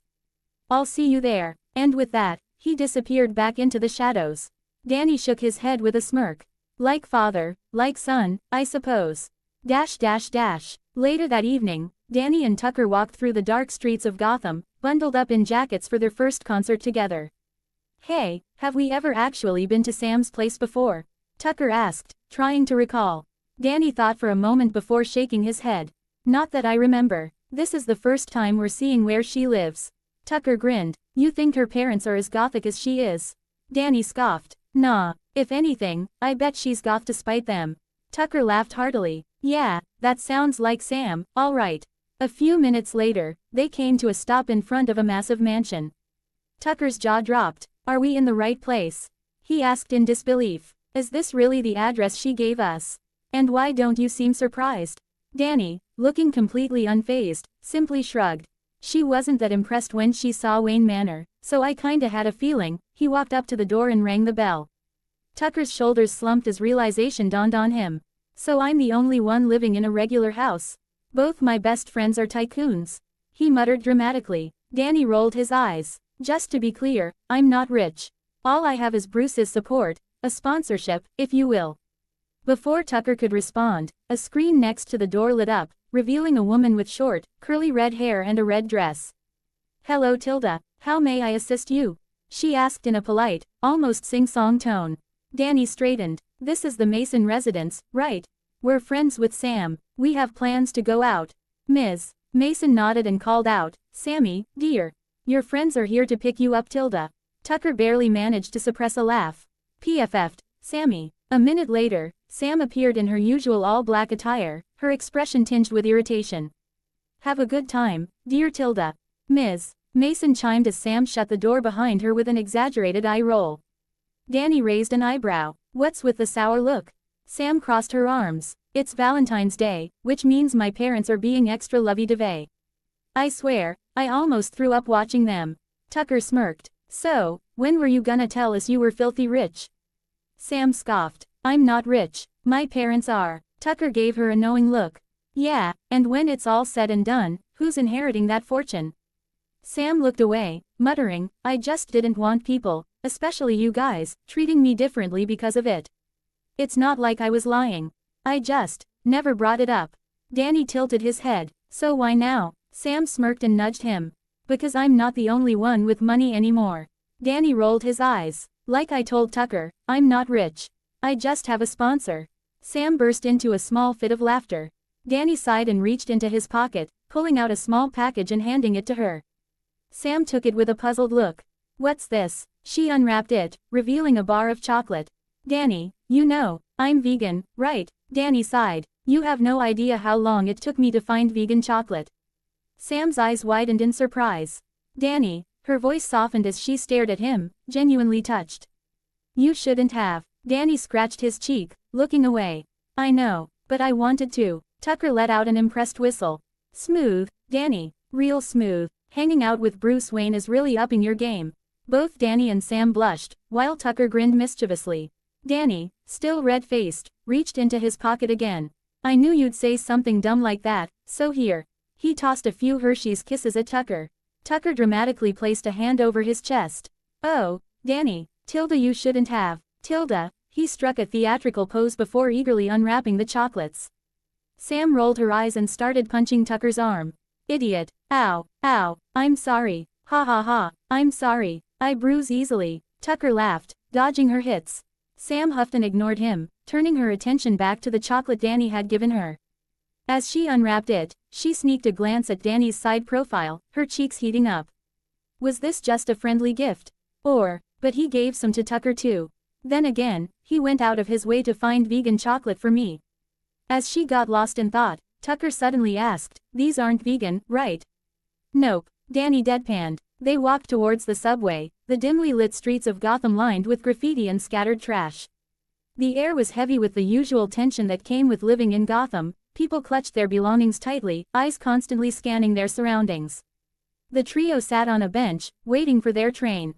Sam absent-mindedly folded the wrapper of her chocolate into a small heart. Realizing what she was doing, her face burned, and she quickly crumpled it up before Danny could see. But he did. They locked eyes for a few seconds before Danny turned away, ears glowing red. Sam wanted the ground to swallow her whole. She even considered throwing herself onto the train tracks just to escape the embarrassment. Tucker, meanwhile, was sitting to the side, completely deadpan. Why do I feel like I'm intruding? Sam muttered under her breath, it's not what you think, but the approaching train drowned out the rest of her sentence. Danny stood up, smirking. I didn't say anything. Then he turned back to her with a teasing glint in his eyes. But I'm glad you liked it. As they boarded, Sam grumbled, Bruce Wayne is a terrible influence on you. The ride was calm and uneventful, until the next stop. The train doors slid open, and a group of people in eerie clown masks stepped inside. Bang! A shotgun blast echoed through the car, making everyone jump. Passengers ducked, clutching their bags in fear. A masked man with a shotgun stepped forward. Now then, I'll say this once, and I won't repeat myself. Hand over your valuables. Behind him, more masked figures brandished bats and crowbars, sacks in hand, already filled from previous heists. Sam instinctively reached out and gripped Danny's hand, trembling. Danny squeezed back reassuringly, his eyes narrowing. Welcome to Gotham, I suppose. Chapter 26. Valentine's Day 2. Third person's POV. Sam and Tucker trembled with fright and horror as they watched the masked clowns threatening passengers further down the train, steadily making their way toward them. Tucker, Danny called out calmly in a hushed voice, take care of Sam. What? They both muttered, but before they could protest, Danny shot Tucker a look and swiftly stood up, walking toward the clowns. Danny, what are you doing? Sam exclaimed. Her voice drew the attention of the clowns, exactly what Danny had hoped for. Hey, clowns, Danny said, casually. Strolling forward with his hands tucked into his sweater pockets, you're on the wrong ride. There's no stop leading to the circus. Huh, you sure act brave, kid. The lead clown sneered, leveling a sawed-off shotgun at Danny. Don't try to be a hero, it won't end well for you. Now, empty your pockets. Sam and Tucker watched in terror. Sam was about to stand up and intervene, but Tucker held her back, remembering Danny's words. Danny scoffed. Brave, more like observant. You forgot to cock back the shotgun after firing it, idiot. What? The clown snarled. When you fire a shotgun, you're supposed to rack the pump to chamber the next shell. Danny didn't finish his sentence. Instead, he launched a high kick, striking the shotgun and sending it flying toward the train's ceiling. The gun discharged as it hit the roof, causing a deafening blast. The lead clown yelped in surprise, but Danny was already in motion. He slammed his fist into the man's armpit with enough force to make him drop the gun. As soon as it hit the floor, Danny kicked it back across the train, sending it skidding out of reach behind him. Without hesitation, he grabbed the clown by the face and smashed his head against the subway window. The glass shattered, and blood smeared across the cracks as the masked clown slumped unconscious onto an empty seat. A heavy silence fell over the train. The passengers, the clowns, even Sam and Tucker, all of them stared in stunned disbelief. Danny smirked. If you all keep staring, I might just blush. In truth, he wasn't as confident as he looked. There were still too many of them, and the cramped space wasn't in his favor. But fear was a weapon, and he had just given them a reason to hesitate. What the hell, he's just one brat acting cocky. There's more of us than him. One of the clowns shouted. The closest clown swung a bat at him with excessive force. Danny ducked, and the bat slammed into the subway pole, vibrating violently. Before the man could recover, Danny drove a powerful kick into his leg, making him drop to one knee. Danny yanked the bat from the clown's grasp, flipped it into position, and swung it upward, smashing it across the man's chin. A sharp clang rang out, followed by a pained wail. Blood and shattered teeth spilled from beneath the mask. Danny swung the bat down for another strike, but another clown intercepted it with a crowbar, deflecting it upward into the train's low ceiling. A sharp kick to Danny's ribs followed. He grunted, stumbling slightly. This space is way too tight to use a bat efficiently, Danny thought, discarding the weapon. The crowbar came down at him like a hammer. Danny raised his forearms to block, pain exploding through his arms as the metal slammed into him. That's gonna leave a mark, he grunted. But instead of retreating, he grabbed the clown's arm and yanked him forward, sidestepping and tripping him. The clown crashed headfirst into the dented pole. Another masked thug lunged with a knife. Danny quickly stepped back, creating distance. As the crowbar-wielding clown groaned, struggling to rise, Danny kicked him hard, slamming his head against a seat and knocking him unconscious. The knife-wielding clown charged. Danny leapt up, gripping the overhead railing, and kicked the blade from his hand. The weapon clattered to the floor as the clown yelped in pain, clutching his wrist. Danny dropped down, hopped onto a seat, and launched himself forward, kicking the clown square in the face. He landed with a wince. Blood had begun soaking through his jacket. That crowbar did more damage than I thought. Peeling off the torn jacket, Danny tossed it at the next charging clown. The thug swung blindly, his punch sinking into the fabric instead of Danny. Then the jacket dropped, revealing Danny's fist already flying toward his face. A sickening crunch echoed through the train. The clown gagged as Danny followed it up by punching his neck. Clutching his throat, Danny grabbed the back of the clown's head with 2 hands and pulled him down, driving a knee into his face. Blood splattered onto the subway floor. The next clown down the train pulled out a revolver. With a flick of his thumb, he cocked the hammer back. But before he could fire, the train jolted, throwing off his aim. The gunshot went wide, punching a hole into the train wall. Danny seized the opportunity. Grabbing onto a nearby pole for support as the subway doors opened, he swung his body and kicked the revolver clean out of the clown's hand. The gun flew onto the platform, where horrified passengers hesitated to board. Danny stepped forward. The clown instinctively raised his arms to shield his face. Big mistake. Danny smirked. You left yourself open. He drove his foot straight between the man's legs. The clown let out a strangled wheeze and crumpled to the floor. Danny rolled his shoulders. I should probably make a joke here about clowns and scrambled eggs. The remaining clown hesitated, eyeing their fallen comrades. Danny grinned, despite the pain pulsing through his body. You wanna try your luck too? Danny asked the last clown at the back of the cart, hoping he'd just give up.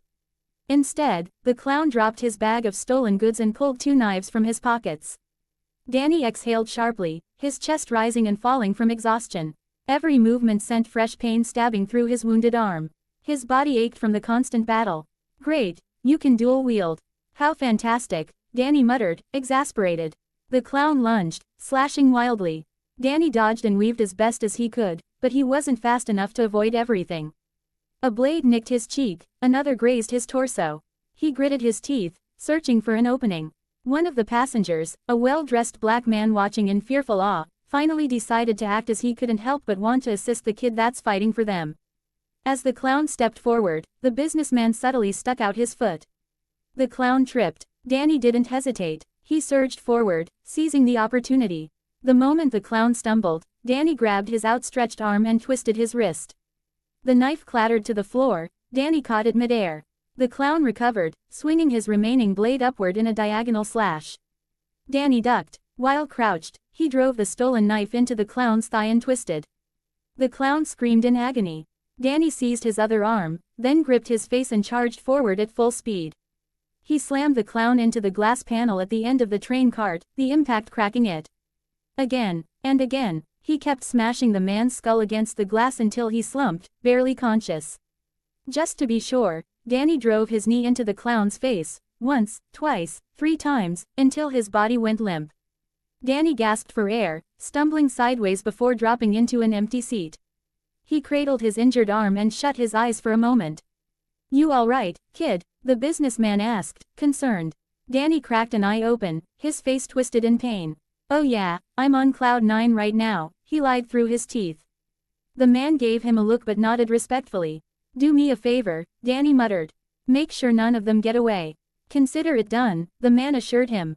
Sam and Tucker hesitantly stepped forward, their hands trembling as they stepped over unconscious, bloodied bodies and scattered weapons. Danny looked up at them, one eye closed in discomfort, but a weak, playful smirk tugged at his lips. What's wrong with you two? You're as white as a ghost, Tilda, he chuckled at his own joke. Sam's eyes were glassy with unshed tears. Tucker's expression was twisted in anguish as he stared at his battered best friend.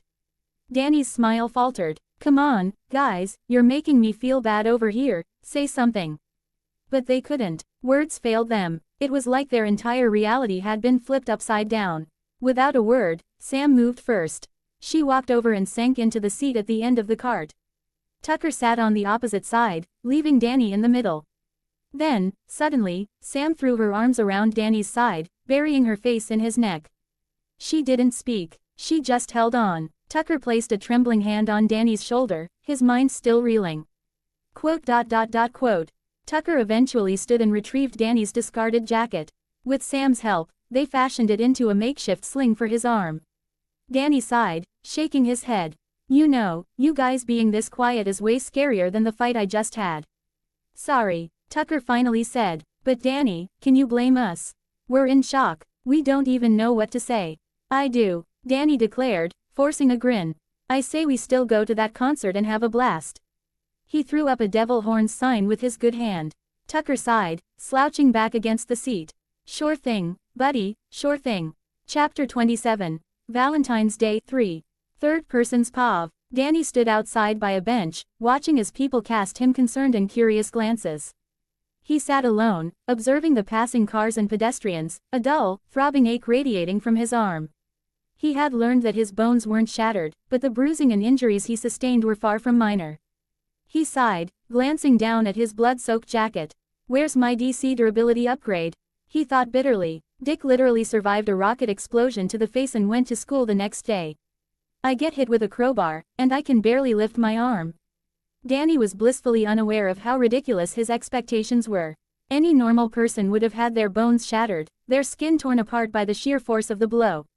Dick Grayson could walk away from an explosion because of years of intense training. Danny, on the other hand, had only been under Batman's tutelage for a month. Yet, despite starting from barely being able to do 6 push-ups, he had taken a crowbar hit and still managed to take down a group of Joker's fanatics, without using his powers. That, in itself, was impressive. His musings were cut short when he spotted Tucker and Sam approaching. Sam carried a bag with a pharmacy logo, while Tucker held a shopping bag. They both sat down beside him with a sigh. We got everything we need. Now, let's get you patched up, Sam said, giving him a concerned look. Danny barely had time to respond before she added, Are you sure you don't need a hospital? I'm sure, Danny answered firmly. We've already wasted enough time as it is, he thought, worry gnawing at him. Sam exhaled through her nose, clearly displeased. I don't know why you're so against it, but I guess this will have to do for now.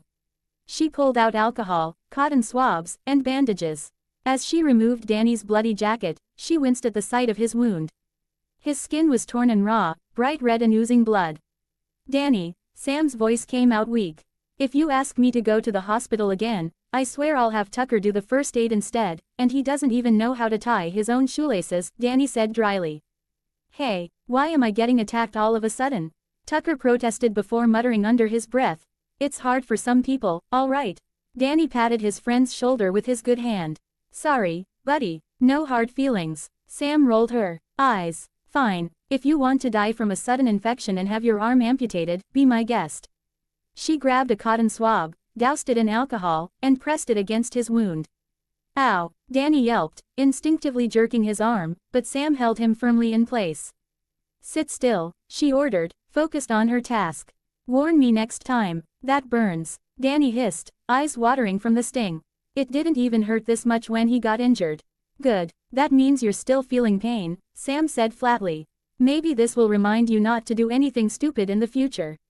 Tucker shot Danny a sympathetic look, knowing Sam was royally pissed at him for putting himself in danger.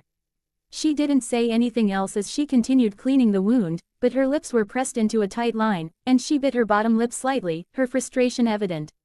She switched to a fresh cotton swab, lingering slightly as she applied pressure. Her voice hardened. Danny, I want you to promise me something. No, Danny's response was immediate, his face twisting in pain from the alcohol's sting. Sam and Tucker blinked in surprise. Why not? Sam pressed, accidentally pushing harder. Arg, because I already know what you're going to ask, Danny grumbled. You want me to promise that I won't put myself in danger or do something like this again? Well, yeah, Sam started emotionally but cut herself off when Danny turned to her, his expression more serious than they had ever seen. I'm not going to promise something I know I won't keep. His voice was steady, unwavering.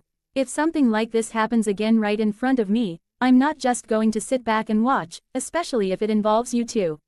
His gaze shifted between them, his tone firm. You two are the most important people in my life. You're literally the only reason I haven't lost my mind after everything that's happened to my family. So if either of you ever ends up in a situation like tonight, you'd better believe I'm stepping in. Not to mention, I don't need another lie weighing on my conscience, he thought somberly. Both Sam and Tucker were stunned into silence, their expressions touched. Tucker looked down at the bag he was holding, his fingers tightening around it as a melancholy look flickered across his face. Danny sighed. He knew they worried about him. But he also knew himself. There was no way he could stand by and do nothing when the people he cared about were in danger. Sam sighed reluctantly. She knew Danny all too well. He was too darn stubborn once he set his mind on something. It was a trait that annoyed her to no end, yet she couldn't help but admire it as well. Fine, she conceded. I won't ask you not to put yourself in danger, God knows I can't stop you. But at least promise me this. If you ever find yourself in a similar situation, whether with us or someone else you decide to play hero for, promise me that you'll do everything in your power to stay alive. Danny gave her a small smile. Now that's a promise I can keep. Gah. Be gentle, please. Sam scoffed at his reaction. Come on, hero, it's just alcohol. Calm down. I'm sure someone as stubborn as you can handle it, Tilda. Stubbornness doesn't equal pain tolerance. Danny cried out in anguish, making Tucker chuckle. Sam smirked. While Tucker's smile was a little more subdued, his expression still distant. Once she finished cleaning his wound, Sam started wrapping the bandages neatly and methodically around his arm, even securing them over his fingers. Here, I got you a change of clothes. Figured you wouldn't want to spend the rest of the day in bloody rags, Tucker said, handing him a shopping bag. Danny gave him an awkward look. Thanks, buddy, but... Tucker tilted his head. What? Where exactly am I supposed to change? Tucker blinked. That's a fantastic question. Sam rolled her eyes. Central City Park isn't far from here. It's close to the arena where the concert is. You can use the public restroom there. Danny and Tucker both turned to look at her strangely. What? She asked, noticing their expressions. How do you even know where the park is? Danny asked. Because I studied and memorized our route in advance, Sam answered matter-of-factly. I wanted to estimate how long it would take to get here and get a general sense of the surroundings in case anything useful popped up. Tucker stared at her. You memorized a map. Sam frowned. You don't. Why would we? Memorizing it takes the fun out of exploring. Plus, we have this little thing called technology, Tucker said, pulling out his device and tapping the GPS app. It tells us exactly where to go. You mean to tell me you don't even glance at a map before heading somewhere? Sam asked, shaking her head in disbelief. That's just irresponsible. Danny gave her a weird look. Sam, we're not in a war zone. We don't need to memorize an entire map just to get to a concert. He stretched his uninjured arm. Anyway, let's get moving before we miss it. He stood up, and the others quickly followed. As they approached the street, Danny awkwardly asked, Sue, where exactly is this park? Allow me, Tucker declared proudly, stepping forward and tapping his device. The screen went black. A low battery warning flashed. Quote. Quote. Danny stared at Tucker, who awkwardly shoved his phone back into his pocket. Okay, so, maybe I got a little too excited last night and forgot to charge it. Sam groaned and marched ahead. Follow me, you two doofuses. Yes, ma'am, they muttered, shamefully trailing behind her. Chapter 28, Valentine's Day 4. Third person's POV. Danny stood outside the bathroom stall, a bag of clothes in one hand, his expression utterly deadpan. Inside the toilet, a ghostly head floated just above the water, staring back at him. For a moment, neither of them spoke. The air between them grew increasingly awkward. Ooh tilde, I am the toilet ghost. Flush. I'll get you for this. I hate swirlies. The ghost shrieked as it spun in rapid circles, disappearing with the rushing water. Danny stepped inside the stall, closed the door, and slid the latch into place. Pressing a hand against the door, he lowered his head and sighed. What has my life come to? A few minutes later, Danny exited the park bathroom in fresh clothes, his old, bloody ones nothing more than ash. He had burned them with his ghost fire, not just to avoid carrying them around but also to ensure no one could ever collect his DNA from them. As he walked out, he spotted Sam and Tucker waiting nearby. You guys ready to go? Danny asked. Yeah, but you're not. Sam reached over and casually pulled the tags off his new clothes. Danny blinked. Oh, thanks. With that, Sam took the lead, guiding them toward the concert. After a few long minutes of walking around through Central City, Danny swore he saw a red blur skip on by, but the others didn't believe him. However, they arrived in front of a long line of people who were also here for the concert. You guys believe me, I swear it was the Flash. Danny exclaimed in exasperation. Tucker scoffed. Danny, if it really was the Flash, you wouldn't have even seen him. Danny groaned in frustration. Sam, you believe me, right? Sam offered a wary smile. Danny, she hesitated. Danny threw his hands up. You paused. That means you don't believe me either. Ignoring their skepticism, Danny pulled out his phone and started messaging Robin. Danny. Baby bird, do you copy? Dick. Don't call me that. Dick. Are you in position? Danny. I'm in line, but a few things happened. You, Dick. Wally and I are inside. In position. Dick. What happened? Danny. Lengthy explanation of the train incident. Dick. Good work, but you still got injured. Be more careful next time. Danny. You're not mad. Is the world ending? Dick. The hell do you take me for? Why would I be mad? Dick. Not to mention you have a healing factor, so I'm not that worried. Dick. Just make sure your friends don't notice anything weird. Dick. And get into position quickly. As the line moved forward, Danny looked up from his phone and did a double take. Tucker was now decked out in full Ember merch. His all-black outfit had blue flame designs, and he wore a bright fiery blue wig. Danny blinked. I took my eyes off you for 1 second. Where did you even get that? A vendor passed by while you were on your phone. Tucker grinned. Come on, Danny, pay attention and get off your phone. We're about to see Ember. Kids these days and having their heads glued to their phones. Tucker shook his head in disappointment. He paused. Wow, I can't believe I, of all people, just said that. Sam, Tucker is scaring me. Do something. Why are you wearing her merch as well? Danny exclaimed, turning to Sam for help, only to find her wearing a black crop top with a small blue flame in the center. Her eyeliner now curled downward into a spiral. She flicked her short black hair back. Come on, Danny, it's a concert. We have to dress for the occasion. Besides, she added, inspecting herself in a nearby reflection, blue is a great goth color. Never realized how good it looks on me. Don't you think so? Danny took a step back as Tucker suddenly pulled out a spare wig and Sam held up a shirt. We have to match, after all. Tilda, Tucker sang. Danny threw up his hands defensively. Get any closer, and I swear I'll scream. Stand back, you heathens. Sam and Tucker exchanged a knowing look before slowly turning back to Danny, their grins widening unnaturally. Danny shrank back against the wall. Please be gentle, he squeaked. The next few moments were a mess of limbs. Ow, my arm. Stop moving so much. You're wrinkling the shirt, Danny. Did you just bite me? When they finally stepped back, both Sam and Tucker admired their work with proud smiles. Danny, now fully dressed in Ember merch, shirt, wig, and even black makeup, stared blankly ahead, his soul long departed. Sam and Tucker high-fived in victory. Sam and Tucker excitedly marched up the line, and Danny took the opportunity to hide his Fenton phones under his wig, securing them in place. They quickly reached the front and showed their tickets. The security checked them over and waved them through. Inside, a large group was already chanting, Ember, Ember, Ember. Tucker eagerly joined in, pumping his fist in the air. What really threw Danny off, though, was Sam doing the same. She had a wild, almost fanatic look in her eyes as she chanted with the crowd. Danny squinted at her suspiciously, then exhaled sharply as a shiver ran down his spine. A cold wisp of blue air escaped his lips. His head snapped toward the stage. There, under the bright lights, was the same blue-skinned, flame-haired ghost girl from the poster, Ember McLean. A guitar slung across her front, a microphone in front of her, and a smirk that oozed confidence. Even Danny had to admit, she was stunning. The cartoon didn't do her justice. But something was off. He narrowed his eyes. Ember wasn't alone. A full band of ghosts stood beside her, each with bluish-green skin and wielding different instruments.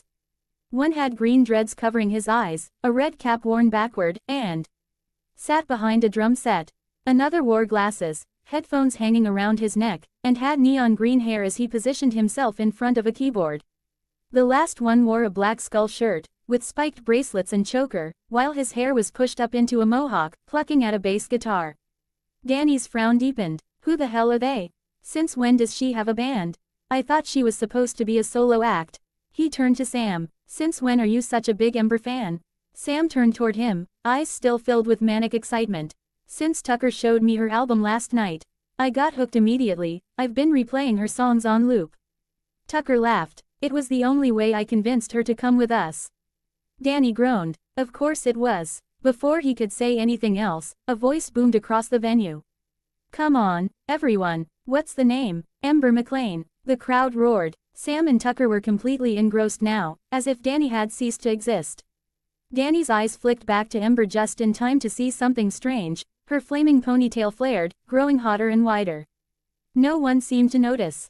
Probably thinking it was just special effects. I know you can scream it louder. Ember McLean. Ember ran her fingers along the guitar strings and whispered seductively into the mic, and don't you forget it, baby Tilda. Danny's phone buzzed. It was a message from Dick. Greater than Dick, we're by the public cubicles out back. Meet us there. Don't worry about your friends, they won't even notice you're gone. The second they heard Ember's voice, they were a lost cause. They're in her grasp now. Danny looked up at Sam and Tucker, watching how completely enthralled they were. His lips pressed into a thin line. Should I have made extra Fenton phones for them? With a sigh, he turned and made his way to the blue porta-potty. Dick, Danny called out. Robin's voice came from behind the portable toilet. I'm in uniform. We're behind the porta-potty. Get inside and transform, quickly. We don't have much time before things kick off. Danny sighed and stepped inside, locking the door behind him. The sign flipped from green to red, occupied. I'm going ghost. A burst of white light flared through the cracks, and a moment later, Danny phased through the porta-potty's back, landing beside Robin and Kid Flash. Kid Flash blinked at him before smirking. Did you really have to shout that? I swear, for a second, it sounded like you were announcing you had to take a massive dump in there. Danny flushed. It's muscle memory, okay. Kid Flash grinned. Nice look, by the way. Really rocking the style. Danny returned the smirk. I could say the same. Red and yellow really is your color. Robin pinched the bridge of his nose. If you two are done making hard eyes at each other, we need a plan. Ember's about to start, and after what we found out, things aren't looking good. Danny's playful mood immediately vanished. His expression hardened. Chapter 29, Valentine's Day 5. Third person's POV. I did a bit of reconnaissance while waiting for you, and here's what we found, Robin began, explaining the layout of the stage. From what we could tell, her source of power comes from people chanting her name. The more they chant, the stronger she gets. You can tell how powerful she is by the intensity of her flame-like hair, Robin explained, listing information Danny already knew from his own knowledge of Ember. Her voice is incredibly hypnotic. If it weren't for your Fenton phones, I would have been a lost cause already, Robin admitted with a sigh. What do you mean? Danny asked curiously. I did some research on her yesterday. I couldn't find much, but I started getting drawn into her music, almost like an addiction. I kept wanting to listen to more. But the second I put on the Fenton phones, that feeling disappeared completely. Robin shook his head at his own carelessness. We also found out what she's planning, Kid Flash chimed in. She's got radio satellites set up on top of the stage. Once she starts playing, the sound waves will be picked up and transmitted to the nearest radio tower, spreading her music across the entire city. Eventually, every station will pick it up, and soon, her song will be blasting worldwide. And once that happens, Robin added grimly, I don't even want to imagine how strong she'll be with billions of people chanting her name. Then the plan is simple, Danny said. Kid Flash and I will take care of the band. There are 4 of them, so 2 for each of us. Meanwhile, Robin, you'll focus on disabling. Now, I will begin my first song for all of my lovely fans who came to support me. Ember's voice suddenly rang out, interrupting their strategy session. Ember, Ember, Ember, Ember, the crowd roared in response. For my first song, I'll play for you, you will remember. Drumsticks smacked together in a steady beat before the rest of the band joined in. Musical notes, musical note, yeah. Oh, musical notes, musical note. Ember's soft yet tantalizing voice filled the air. Musical notes, musical note. It was September. Winds blow, the dead leaves fall. To you, I did surrender. 2 weeks, you didn't call. Musical notes, musical note. Danny turned to Robin. You need to focus on the satellite and stop the transmission to the radio tower. Kid Flash glanced toward the stage, sighing. You know, I get that she's trying to hypnotize the entire world, but she actually sounds kinda good. KF, you can admire her music later, Robin said dryly. Let's stick to the plan. Split up. Robin rushed off into the distance while Kid Flash blurred into motion, weaving through the crowd. Danny blasted into the sky, leaving behind a green ectoplasmic trail. Thanks to all the twists and turns Kid Flash had to navigate, Danny reached the stage first. As he approached, Ember caught sight of him mid-song. Her brows furrowed, immediately sensing his bad intentions. With a powerful strum of her guitar, she unleashed a ghostly soundwave blast. Danny barely dodged, twisting through the air as she continued singing. Musical notes, musical note, your life goes on without me. My life, a losing game. But you should not doubt me. You will remember my name. Musical notes, musical note. Just then, Kid Flash slid onto the stage with his usual flair. Hey there, Butte. Before he could finish, a wave of fire erupted from Ember's hair, slamming into him. The sheer speed and strength of her attack, amplified by the chanting, caught him off guard. He barely had time to react before he was sent flying off the stage with a startled yell. Kid Flash, Danny called out in surprise. He turned back just in time to see Ember press a button on her mic stand. Her mouth stopped moving, but the music kept playing. Seriously, you have super speed, how the hell did you get hit? Danny thought, sighing. You, Ghost Boy, why are you trying to stop my show? Ember shouted, pointing an accusing finger at him. 1. Don't call me Ghost Boy, we're both technically ghosts. And 2, oh, I don't know, maybe because you're hypnotizing everyone. Danny shot back sarcastically. I will not let you ruin my shot at stardom. Ember yelled, her fiery hair flaring as she launched a wave of flames at him. Danny was ready this time. He dove downward, phasing through the stage floor. Then, in a flash, he reappeared beneath Ember and struck her chin with a glowing green, ectoplasmic punch. Ember was sent tumbling through the air, rolling several times before correcting herself mid-flight. Rubbing her chin, she winced. Ow, this is my money maker, you. No. With a glare, she twisted the dial on her guitar, then strummed hard. A deafening sound wave shot toward Danny at the speed of sound. Ah! Danny cried out, clutching his ears in agony as the blast hit him full force. Although the Fenton phones filtered out spectral noise, Ember's attack was more than just sound, it was pure force. Danny gritted his teeth as Ember stuck her tongue out, strumming her guitar like she was playing a victory solo. Pressing his hands against his ears, Danny forced himself to focus. His eyes burned an even brighter shade of green. Then, without warning, he snapped his head up and fired twin ghost rays straight from his eyes. Caught off guard, Ember barely had time to react before the attack struck her. She was sent flying, crashing into the ground with a loud thud. Meanwhile, Kid Flash reappeared on stage, brushing off the flames that had singed his suit. Thanks to its high-speed friction resistance, it wasn't too damaged. Seeing that Danny had Ember occupied, he turned his attention to the band. His first target, the keyboardist. As Kid Flash sped toward him, the keyboardist slammed his fingers onto the keys, unleashing a barrage of glowing musical notes that shot toward the speedster. But now that he was expecting an attack, Kid Flash easily dodged them. Oh, too bad, he taunted, weaving between the projectiles.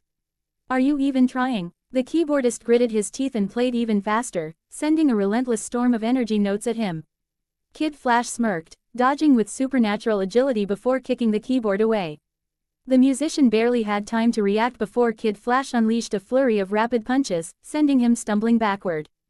Green ectoplasmic blood splattered onto the stage. But before Kid Flash could follow up, a flying hi-hat came spinning at him like a razor-sharp disc. He barely managed to slide backward to avoid it. He turned toward the drummer, who was smirking as multiple cymbals hovered around him, ready to be launched. This is going to be a long day, Kid Flash muttered. Meanwhile, Ember shot back up, recovering almost instantly. She flipped her guitar so it hovered horizontally in midair, then leapt onto it, using it like a flying board.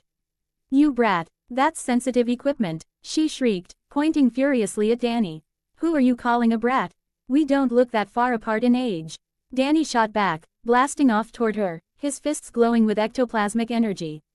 He swung at her, but she turned intangible at the last second. His punch sailed harmlessly through her.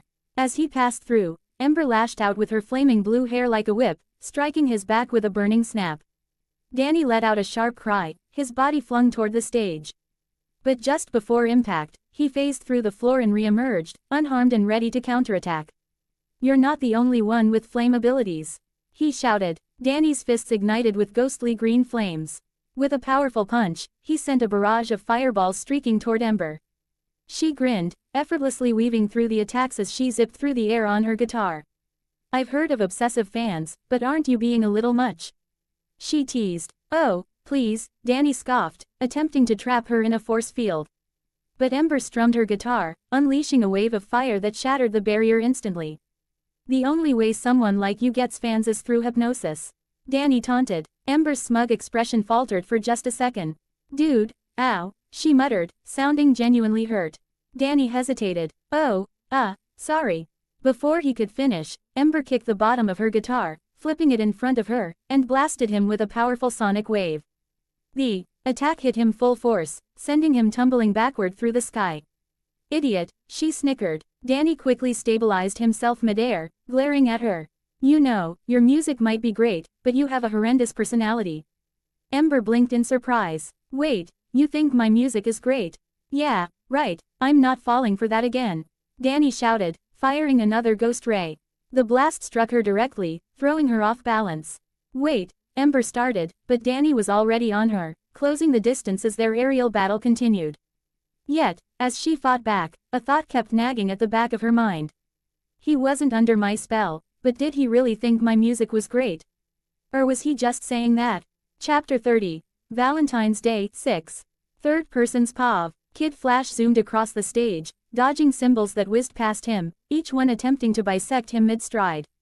He closed in on the ghostly drummer and threw a punch, only for his fist to pass straight through as the ghost turned intangible. This is going to get annoying real quick, Kid Flash muttered, ducking just in time to avoid a countering right hook. Meanwhile, the guitarist narrowed his eyes at Danny, who remained stationary, firing ghost rays at Ember as she soared above on her guitar. Seeing an opening, the guitarist strummed his instrument, unleashing a barrage of sonic blades aimed at Danny's back. Sensing the attack, Danny swiftly raised a protective shield around himself. The sonic blades struck, creating deep cracks across the glowing barrier. Thanks for the heads up, Danny said over the comms to Robin. It'll be faster if I take out her backup first. Then I can focus on Ember, Danny thought.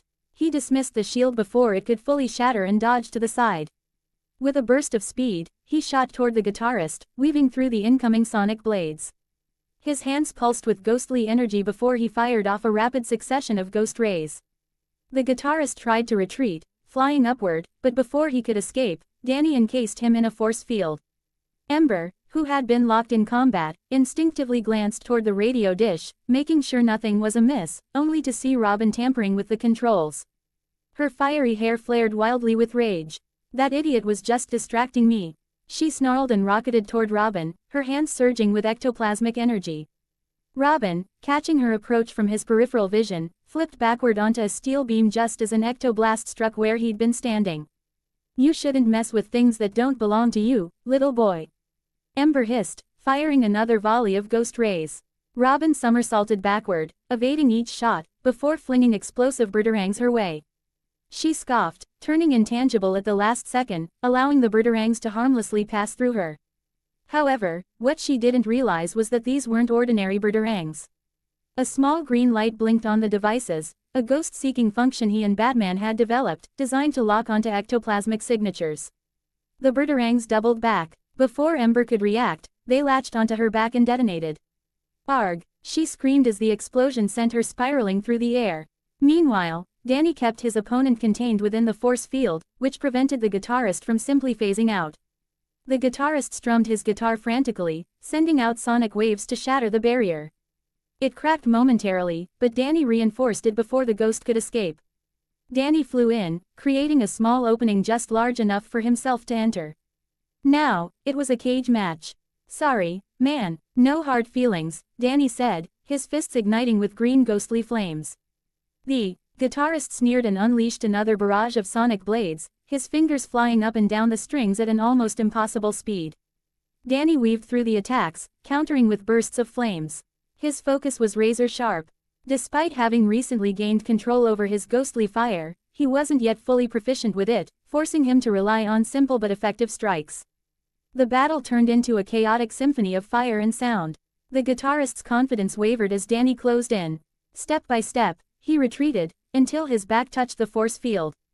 The moment he made contact, he convulsed as electricity surged through him, his body spasming uncontrollably. Time for the curtain call, Danny said, pulling the Fenton thermos from his waist. He popped the cap and sucked the struggling ghost inside. As the force field dissipated, Robin's voice crackled through the comms. A little help here, Danny. You were supposed to be keeping Ember distracted. More people are showing up, which means she's getting stronger. Yeah, I had to thin out the crowd first. Danny shouted back before turning to Kid Flash. Kid, catch, use this. Kid Flash pivoted just in time to see Danny tossing him the thermos. With a burst of speed, he leapt high, snatched it midair, and rolled as he hit the ground. He sprinted around the stage, dodging flying music notes from the keyboard ghost, the thermos tucked securely under his arm like a football. How the hell do I use this thing? Are we turning them into ghost soup or something? Kid Flash yelled as he narrowly avoided another attack. Danny explained the thermos's functions and which buttons to press as he flew toward Robin, who had just leapt off the steel beam, grappled onto another support, and swung across the stage, narrowly avoiding an enraged Ember. You need to make sure they're cornered first. Otherwise, they'll just dodge it. Danny called out before tackling Ember midair, stopping her from chasing Robin.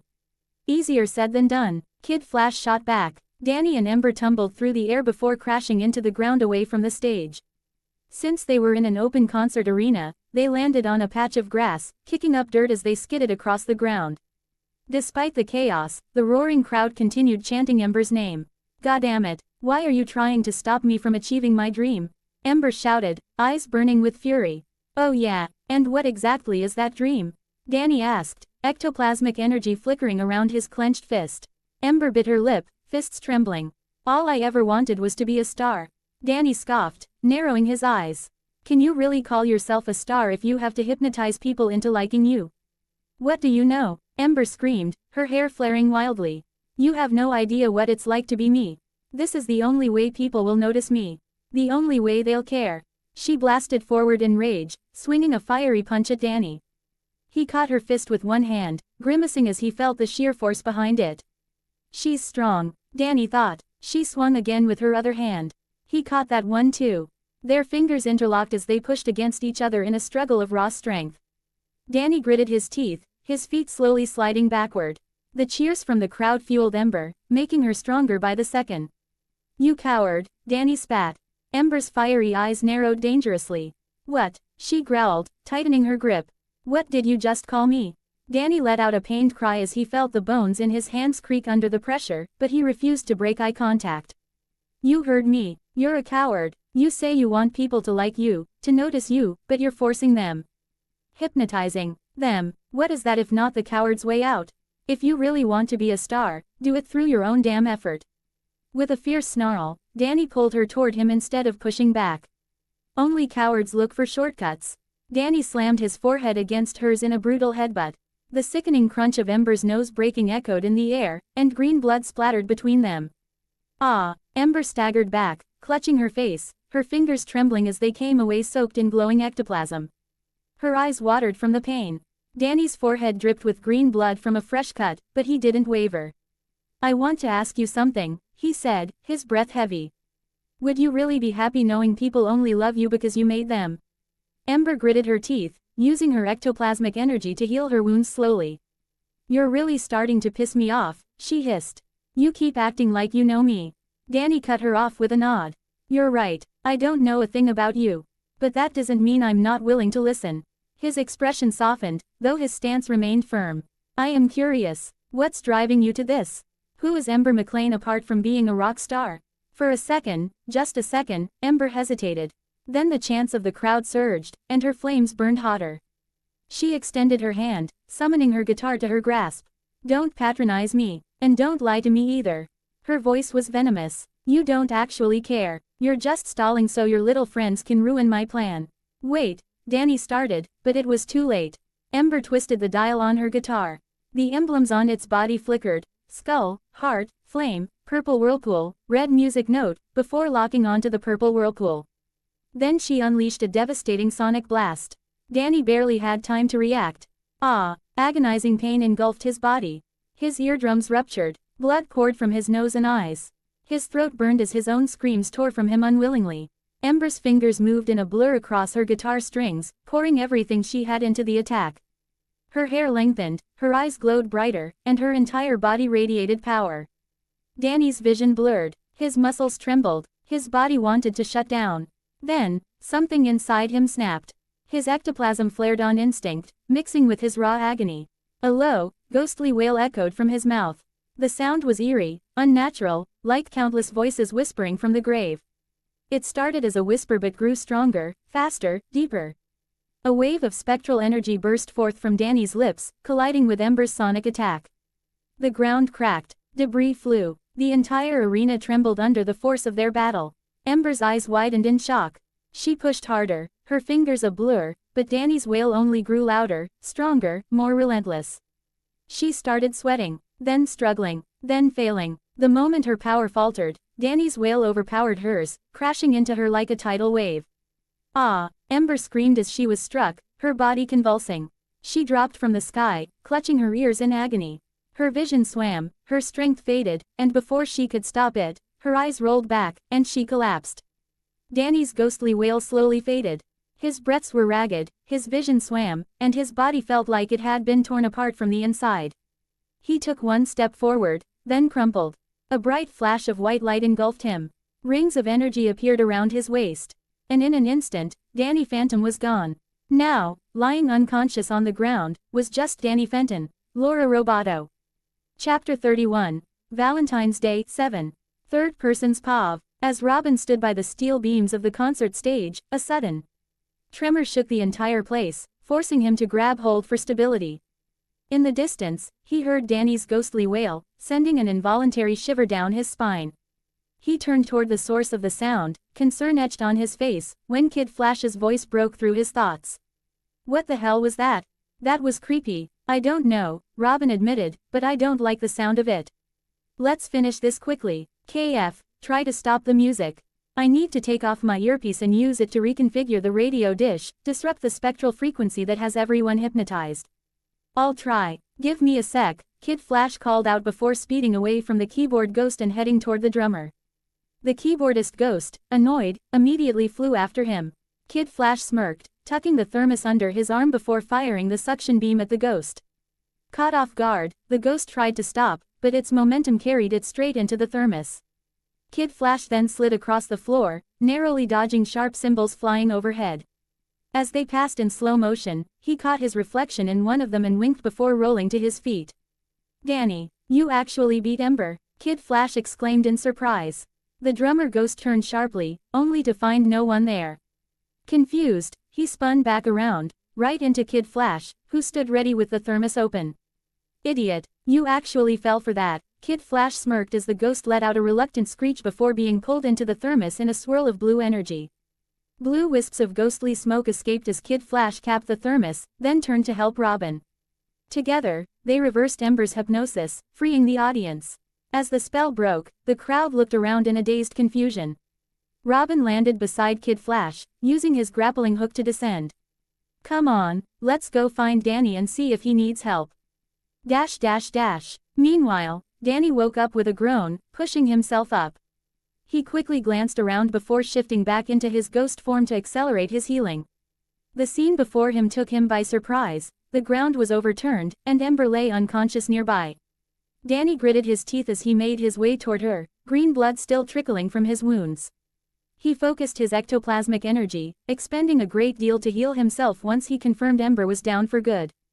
As soon as his wounds closed, however, his transformation flickered and failed. Damn it, he thought, clicking his tongue. I wasted too much energy. I really need to work on my energy efficiency. The sound of rushing wind caught his attention. He turned to see Kid Flash speeding toward him, with Robin in tow. They slid to a stop, and as they did, Kid Flash suddenly burst out laughing, pointing at Danny. What are you wearing? Ha ha ha ha, you look ridiculous. Danny blinked in confusion before glancing down, realizing with horror that he was still wearing the concert merch, complete with a blue wig. His face turned red. Shut up and give me the thermos already. Snatching it from Kid Flash's hand, Danny aimed at Ember's unconscious form and sealed her away with a heavy sigh. Whoosh. Good work, fellas Tilda. Danny froze at the unfamiliar voice behind him. Slowly, he turned. Standing before them was a tall figure clad in red and yellow, grinning down at them. Flash, what are you doing here? Shouldn't you be back home, or, you know, at the league or something? Kid Flash asked with a faint grin. Ah, I was, Flash replied smoothly, until Batman informed me that our adorable sidekicks were handling business here in Central City. I was sent to supervise, in case things went sideways. He paused when he noticed Danny pulling out a pen and notepad from his utility belt. Flash, sir. Big fan. Can I get your autograph? Danny asked nervously, excitement creeping into his voice. Flash raised an amused eyebrow. Oh, a fan, are you? Yes, sir. I'm a huge fan of your work here in Central City. I mean, I obviously don't live here, but that doesn't mean I don't admire what you do. It's amazing how you look out for everyone. Danny continued rambling, voice growing faster with enthusiasm. Kid Flash leaned toward Robin. Was he like this with Batman? Robin sighed. No, and if he's like this with Flash, I don't even want to imagine what he'll be like with the rest of the league. Meanwhile, Danny clutched the autograph like it was the most precious thing in the world, a bright smile plastered on his face. He, I got the Flash's autograph tilde. He grinned at the signature in disbelief. This is insane. I just met someone I only ever saw in comics and on TV. Thank you, Flash, sir, Danny said shyly. Flash winked. Anytime. Then, turning serious, he addressed the group. You guys did great work together. I didn't even need to step in. You handled the situation well and played to your strengths. He smirked. I'm sure it won't surprise you that Batman has already found a way to observe everything that happened here. He'll probably give you a more in-depth evaluation later. With a final nod, Flash said, anyway, just wanted to say, solid job. But I gotta run. You know, every second counts. In an instant, he was gone, disappearing in a streak of red and yellow. Danny let out a wistful sigh. He's so cool. Robin and Kid Flash just stared at him. Ellipsis. Danny walked back toward his friends, spotting them glancing around in search of him. Danny, they both shouted as they hurried over. Where did you go? Tucker asked. Had to use the bathroom. The line was ridiculously long. Danny sighed in exasperation. This is so weird, it's like I just snapped out of a trance or something. Why did I even agree to come? This music isn't even my style, Sam groaned, rubbing her temples. No idea. Maybe you just wanted an excuse to get out of the house, Danny replied before quickly changing the subject. Anyway, I'm starving. You guys wanna grab lunch? My treat. Amen to that. Who could say no to free food? Tucker cheered. Danny gave him a look. Who says it's free? I still have to pay for it. You said it was your treat, which means I don't have to pay. So for me, it's free food. Tucker smirked, marching ahead. Danny rolled his eyes as Sam leaned in and whispered, don't worry, I'll help cover the bill. After spending the afternoon exploring Central City, they quickly made their way back to Gotham just as the sun began to set. Once they arrived, Danny and Sam dropped Tucker off at his place before Danny walked Sam home. A comfortable silence settled between them as they strolled side by side. Sam occasionally glanced at Danny, gathering the courage to ask, so, what made you decide to give me chocolate today? On Valentine's Day, no less. Danny scratched his cheek, clearly flustered as he searched for the right answer. Finally, he turned to her and said, honestly, I can't think of a reason. Oh, Sam muttered, looking down slightly, until Danny continued.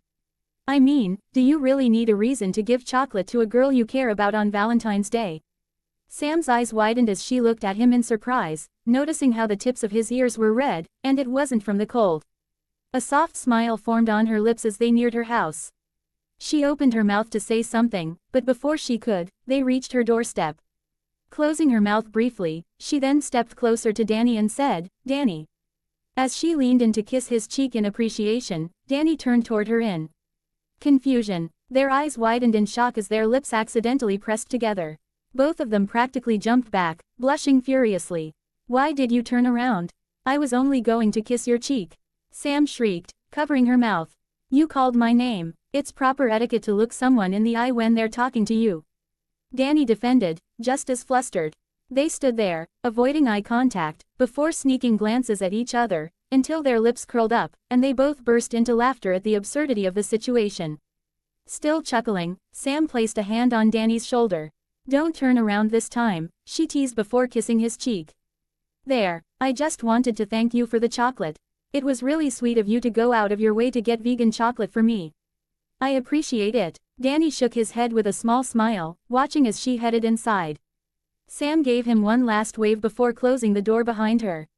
As she did, her fingers lightly touched her lips, a smile playing on her face. Meanwhile, Danny walked down the street, his hands in his pockets, one absent-mindedly brushing over his lips as a small grin tugged at the corners of his mouth. Unknown to both of them, they each let out a soft sigh and murmured the same thought under their breath. Her lips were soft and warm. Chapter 32, Valentine's Day 8. Third person's POV. Danny walked down to the basement of Fenton Works, where he opened the portal and released the captured ghosts back into the ghost zone. As they flew out of his thermos, his eyes lingered on Ember. Unlike the others, she didn't struggle or resist. She simply drifted back through the portal with an expression of quiet resignation, as if she had already accepted her fate. Once the last ghost had been sent back, Danny closed the portal and turned to leave. He reached the top of the stairs before suddenly stopping, his shoulders slumping with a heavy sigh. "Curse me and my bleeding heart," he muttered, shaking his head as he continued walking forwards and out of the house. A few minutes later, Danny returned to the basement, a bag in one hand and his phone in the other. "Yeah, I'm gonna be late for patrol. I have something important to take care of." A pause. "No, it can't wait. I'll join you after I'm done." With that, he hung up and stuffed his phone into his pocket. White rings of light formed around his waist, washing over him as he transformed into his ghost form. Taking a deep breath, he pressed the button to open the ghost zone portal. The swirling green vortex illuminated the room, and Danny stared at it with a trembling gaze. His breathing grew heavy, a sharp ringing noise filling his ears. His palms were sweaty, his legs heavy as lead. Clutching his chest, he forced himself to take deep, steady breaths. "I can do this, I can do this, I'm stronger now. I can do this," he whispered, his face scrunched in determination as he tried to calm the anxiety clawing at his chest. The ringing in his ears gradually faded as he exhaled one last deep breath. Then, steeling himself, he stepped forward and into the portal. His body tensed as he was engulfed by the shift in energy, but when he finally opened his eyes, he froze in awe. The ghost zone stretched out before him, a vast, endless expanse of green energy swirling in the distance. Ghosts of all kinds drifted through the air, some floating aimlessly while others zipped past at incredible speeds. Scattered throughout were floating islands and landmasses, suspended in the eerie glow of the realm. Danny quickly scanned his surroundings until he spotted what he was looking for. On the edge of a floating landmass, Ember sat alone, staring into the void with a distant look in her eyes. Her blue flames flickered softly, her lips pressed into a tight line. Her guitar, her most prized possession, lay untouched beside her, as if she had lost the will to pick it up. Danny flew closer, landing softly behind her with his shoulders slightly hunched. "Is this seat taken?" he asked. Ember scowled, not bothering to look up. "Look, buddy, there are thousands of floating rocks in this hellhole. Why don't you go bother?" She cut herself off mid-sentence, finally turning to see who it was. The moment her eyes landed on him, her scowl deepened into a glare. "Oh, it's you." Her voice dripped with bitterness. "What, here to finish the job? Shattering my face and my dreams wasn't enough. Now you wanna ruin my peace of mind too? How sadistic." Danny blinked, caught completely off guard. "Huh, what? No." Sighing, he sat beside her without waiting for permission. Ember let out an annoyed huff. "Why don't you just leave me alone? You already won, didn't you? What more do you want from me?" Danny rested his arms on his knees. "I told you before, I wanted to get to know you better. But someone clearly didn't believe me." He rolled his eyes. Ember scoffed. "Wow, you really are an obsessed fan." She fell silent for a moment before muttering, "I don't need your pity." "You're right, you don't." Danny nodded. "But even if you don't need pity, I think you could use a friend." He offered her a small, genuine smile. Ember gave him a weird look. "A friend? Yeah, no thanks. Don't need that either." Danny hummed unconvinced. "Lucky for you, you've met me, Danny Fenton, friend to ghosts and humans alike." Ember stared at him with a deadpan expression. Danny's confidence wavered, a faint green blush creeping up his cheeks as he coughed into his fist. "I mean, or at least, I try to be." A small snort escaped Ember before she clapped a hand over her mouth. "Fit, wow, you're so lame." Danny rolled his eyes. Yeah, laugh it up." "Oh, I will," she smirked. Danny smirked back before tilting his head. "Speaking of friends, what happened to your band? Shouldn't you guys be sulking together or something?" Ember frowned and let out an unamused snort. "They abandoned me as soon as they realized I wasn't that impressive or special." "What idiots, am I right?" Danny said dramatically. A faint smile tugged at Ember's lips as she shook her head before noticing the bag Danny had brought with him. "What's in the bag, anyway?" "Oh, this." Danny hesitated, suddenly feeling a little embarrassed. He wasn't sure when would be the right time to give it to her. "I wanted to get you something to show that I was serious about getting to know you." I didn't really know what to get, so since it's Valentine's Day, I got you friendship chocolate. Here, he handed her the bag. Ember arched a brow and smirked. Wow, just how obsessed with me are you? You're going out of your way to get me something like this. If I didn't know any better, I'd think you were trying to get with me, Tilda. Danny gave her a deadpan look and pulled the bag away. If you don't want it, just say so. I'll leave. No, wait. Just give me the chocolate, then you can leave if you want. She lunged forward, reaching for the bag. Sorry, but like I said, these are friendship chocolates, so my friendship must be accepted to accept the chocolates, Danny teased. Alright, you friendless ghost, Ember said, rolling her eyes. Since you're so desperate to be my friend, fine, I'll be your friend. Now give me the chocolate. She grabbed for the bag, fighting Danny for it. I'll take what I can get, I suppose. Danny relented, finally handing her the chocolates. I didn't know which ones you liked, so I got a bit of everything. Awesome, Ember grinned as she immediately opened the bag, popping the first piece into her mouth. A second later, her face scrunched up in disgust. She stuck out her tongue. Ah, mint chocolate, how gross. She glared at Danny. If you wanted to poison me, just know I'm already dead, asshole. No need to waste perfectly good chocolate on this abomination. She grabbed a second piece and took a bite. This time, her expression melted into one of pure bliss as she swayed side to side. Now that hits the spot, Tilda. Danny chuckled as he watched her. She slowed down after taking another piece, looking hesitant before finally glancing at him. Thanks, she muttered. I appreciate it. And, sorry for attacking you back then. It's cool. Sorry for breaking your nose. Ember rolled her eyes, letting out a disgruntled huff before looking down at the chocolates in her slightly glowing hand. So, what exactly is it that you want to know about me? You're going through all this trouble just to be friends. Danny shrugged. Mostly, I want to know what motivates you. What made you want recognition so badly? I mean, like you said before, I don't know you. So I can't really say I understand why you did the things you did. I want to understand, so I want to get to know you better. Ember nodded silently, tossing a piece of chocolate into the air before leaning back and catching it in her mouth. She closed her eyes, savoring the taste before finally speaking. I got stood up. Danny blinked, caught off guard by the sudden confession. Before dying and becoming what I am now, I was just an unassuming girl with big dreams of becoming a rock star, Ember continued, her voice quieter. I was excited, I let my hopes get up. I waited, and yet, he never showed up. She shrugged, as if trying to make it seem like it didn't matter. It's typical of how things went for me, anyway, so I wasn't that bummed out. Chapter 33. Valentine's Day 9. Third person's POV. I thought things were looking up for me. I mean, I actually got a guy to notice me, someone like me, and he even asked me out on a date. So I figured if I could pull off something great like that, then becoming a rock star shouldn't be a problem either, Ember said, her voice distant. But yeah, I got stood up. He never showed. I waited in front of the movie theater for hours. Honestly, it was pathetic. I should have known better. She let out a sigh, swinging her feet back and forth over the edge of the floating rock. Anyway, after waiting for what felt like forever, I finally gave up and went home. The walk back was the worst part. My self-esteem was at an all-time low. I mean, I couldn't even manage to get through a single date. How the hell was I supposed to get thousands of people to pay attention to me? Ember fell silent for a moment. Danny wasn't sure what to say, let alone how to comfort her. That's when I got home, went to bed, fell asleep, and woke up dead, with my house on fire. Danny blinked. How do you wake up dead? Huh, Ember looked at him, confused. You said you woke up dead. But when you're dead, you don't just wake up. You're, well, dead. Ember lifted 3 fingers, explaining like it was obvious. I went to sleep as a human. Then I died, and when I woke up, I was a ghost. So yeah, I woke up dead.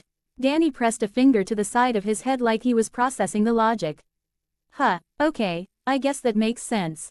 Ember rolled her eyes. Anyway, my death wasn't that interesting. Danny looked at her, slightly horrified. You were burned alive. In what world is that not interesting? That's horrifying. Stop exaggerating, Ember waved him off. Anyway, what about you? How did you die? Danny hesitated. Oh, come on, Ember scoffed. You can't seriously expect me to be the only one spilling my tragic backstory. Spill, ghost boy, Danny sighed. Well, I suppose it wouldn't be fair to keep it to myself.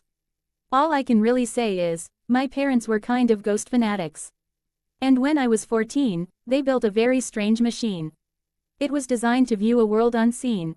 Ember frowned, watching Danny cringe as a green tint spread across his cheeks. What, was the way you died that embarrassing or something? She asked, confused. Danny shook his head, trying to shake off the awkwardness. Anyway, my parents were ghost fanatics. He went on to explain how he died, how an accident with the machine turned him into a ghost, how his entire family was caught in an explosion.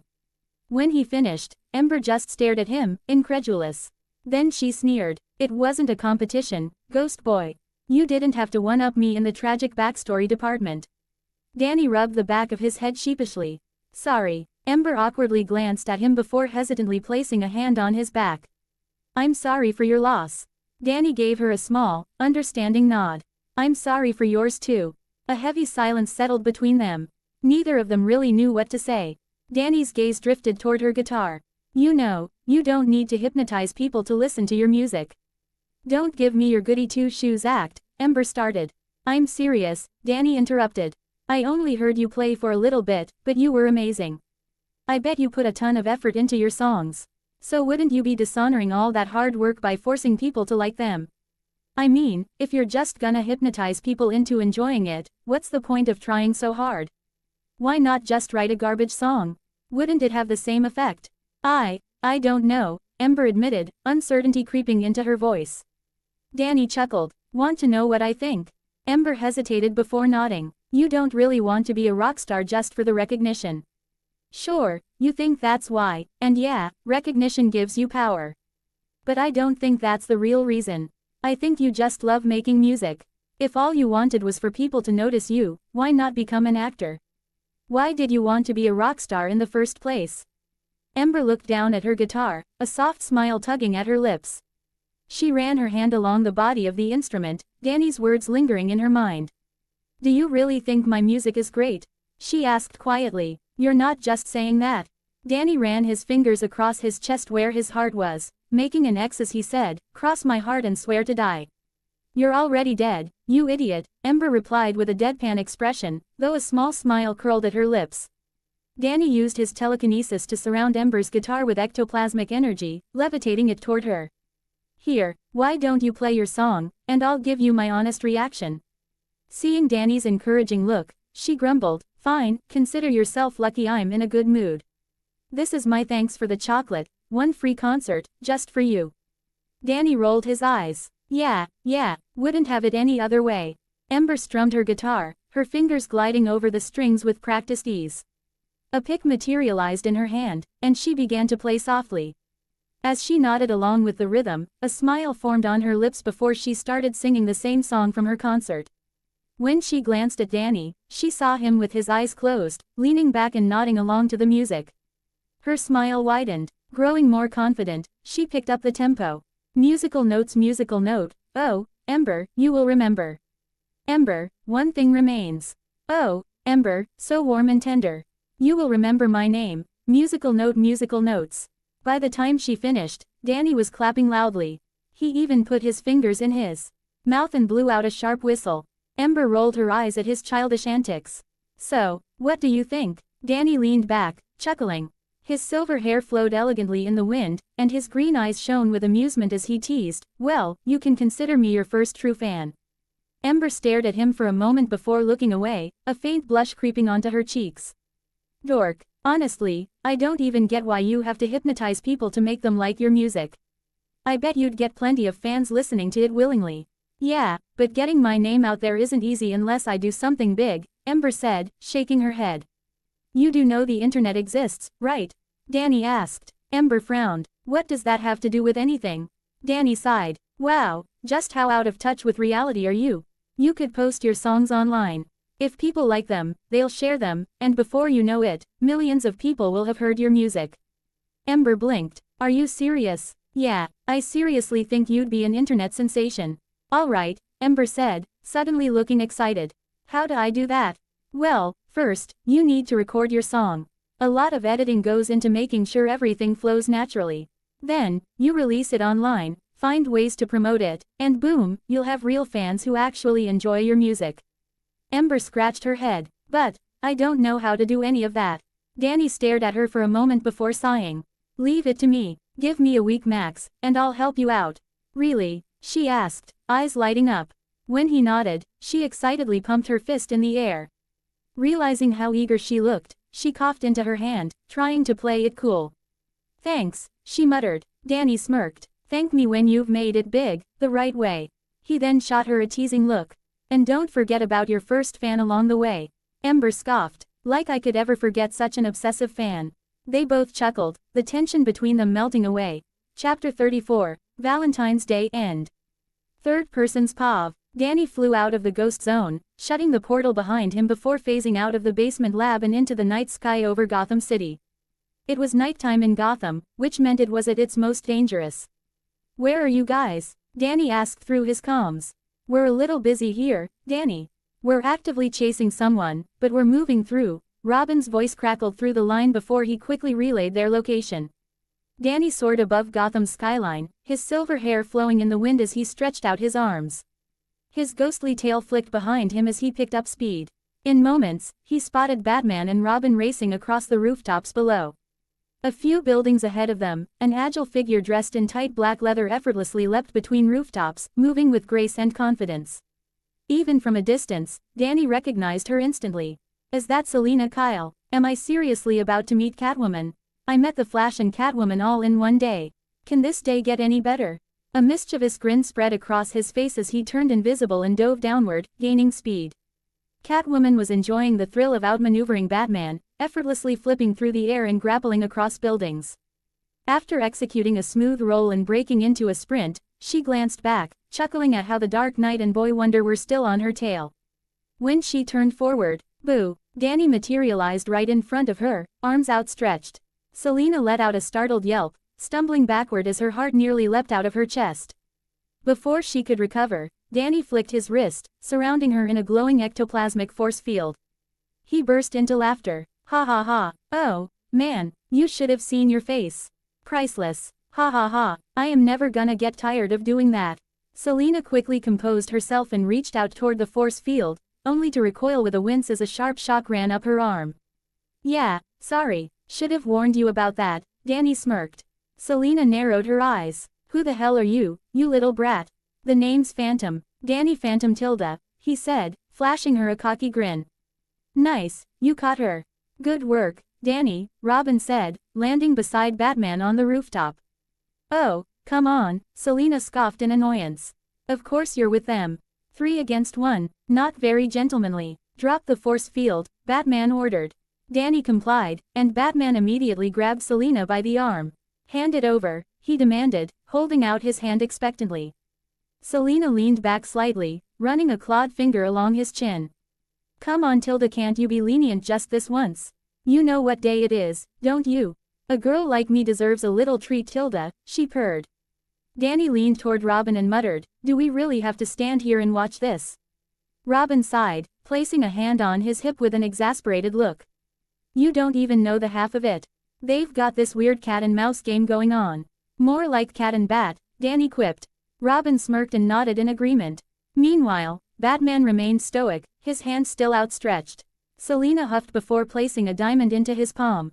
Happy now, she pouted. All of it, Selina, Batman said flatly.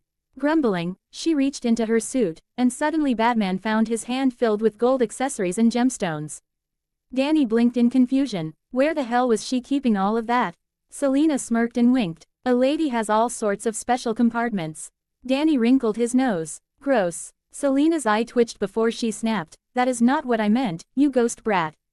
She then huffed and glared at him. And I would have gotten away if it weren't for you. No, you wouldn't have, Batman said matter-of-factly. Can I go now? Selina asked, clearly annoyed, before her expression shifted into a sultry smirk. She placed a hand on Batman's chest and purred, unless, of course, you'd like to take the clothes off my back as well, Tilda, away from the kids, of course. Danny raised an eyebrow and turned to Robin. Wow, her mood changes on a dime. Is she bipolar? Selina's mouth twitched before she turned back to Batman, only to narrow her eyes. Wait, did you just snicker? She asked in disbelief. No, Batman replied, completely deadpan. And yes, you may go. I'll return everything you stole, Batman said with a frown. Wait, before you leave, Danny called out as he floated toward Selina. He reached into his utility belt and pulled out a small notebook along with a pen. Can you please sign this? I'd really appreciate your autograph. Danny, Robin exclaimed in disbelief. The Flash is one thing, but just because she's a bad guy doesn't mean I'm not a big fan, Danny said shyly. So please. Selina arched an eyebrow. You serious? Danny nodded enthusiastically. Right here, please. Big fan, he added, patting the notepad with his pen, a green blush creeping onto his cheeks. Selina blinked before a smirk spread across her lips. I know I have fans, but I didn't expect them to be so young. You might not be so bad after all, Ghosty Tilda. She took the pen and signed her name with a small cat doodle beside it. Hey. Danny giggled excitedly, clutching the autograph like it was a prized possession. Robin groaned, dragging a hand down his face in exasperation. Cute kid, Selina teased, chuckling as she recognized Batman's subtle look of annoyance. She took a few steps backward until she stood at the edge of the rooftop. Blowing Batman a playful kiss, she purred, maybe next year, you might bring me a little present for the holiday, Tilda.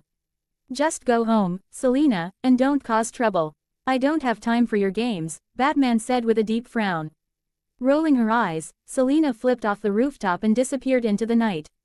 Let's go, Batman said, turning toward Danny and Robin. Wait, before that, I have a favor to ask, Danny said hesitantly, rubbing the back of his head. Batman narrowed his eyes. What is it? I need you to teach me how to produce and edit music within a week, Danny said sheepishly. Batman and Robin both stared at him. Quote. What? They asked in unison. Ellipsis. Meanwhile, Catwoman moved effortlessly between buildings, scaling fire escapes with the grace of a gymnast. Every movement was precise, fluid, and efficient. Flipping over a final ledge, she landed in front of a window. She placed her hand on the glass and slid it open with ease. With a satisfied sigh, she slipped inside her penthouse, greeted almost instantly by a sleek black cat that rubbed affectionately against her leg. Tossing her mask onto the bed, she knelt down, scooping the feline into her arms. Hey, Isis, did you miss me, Tilda? She cooed, pressing a kiss to the cat's head. As she walked further inside, she flicked on the lights, revealing an apartment filled with more cats lounging about. However, she suddenly froze, her eyes locking onto the unexpected sight in front of her. Sitting on her table was an elaborate arrangement, large bouquets of roses, an expensive bottle of wine, an array of rare collectibles, and a small jewelry box. At the center of it all was an envelope with her name on it. Curious, she stepped forward and picked it up, chuckling as she read the front. Happy Valentine's Day, Bruce Wayne. Lifting the envelope to her nose, she took a slow breath, a knowing smile forming when she recognized the familiar scent. A soft, adoring expression crossed her face as she murmured, maybe he is a romantic after all. Tilda. Chapter 35, Tucker's Determination. Third person's POV. Location: Tucker residence, Gotham City. Date: February 15th. Time: 12:13 a.m. Tucker lay in bed, his blanket draped over his body. One hand rested on his torso, the other tucked behind his head. He stared at the ceiling, his eyes unfocused as he drifted into thought.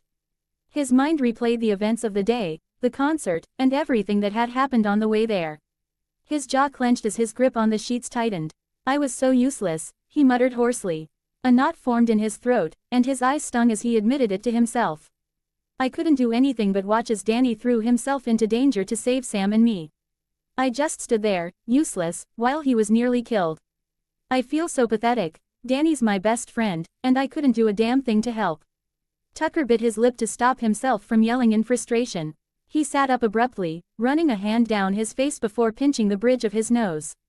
He exhaled sharply. God damn it, complaining isn't going to change anything.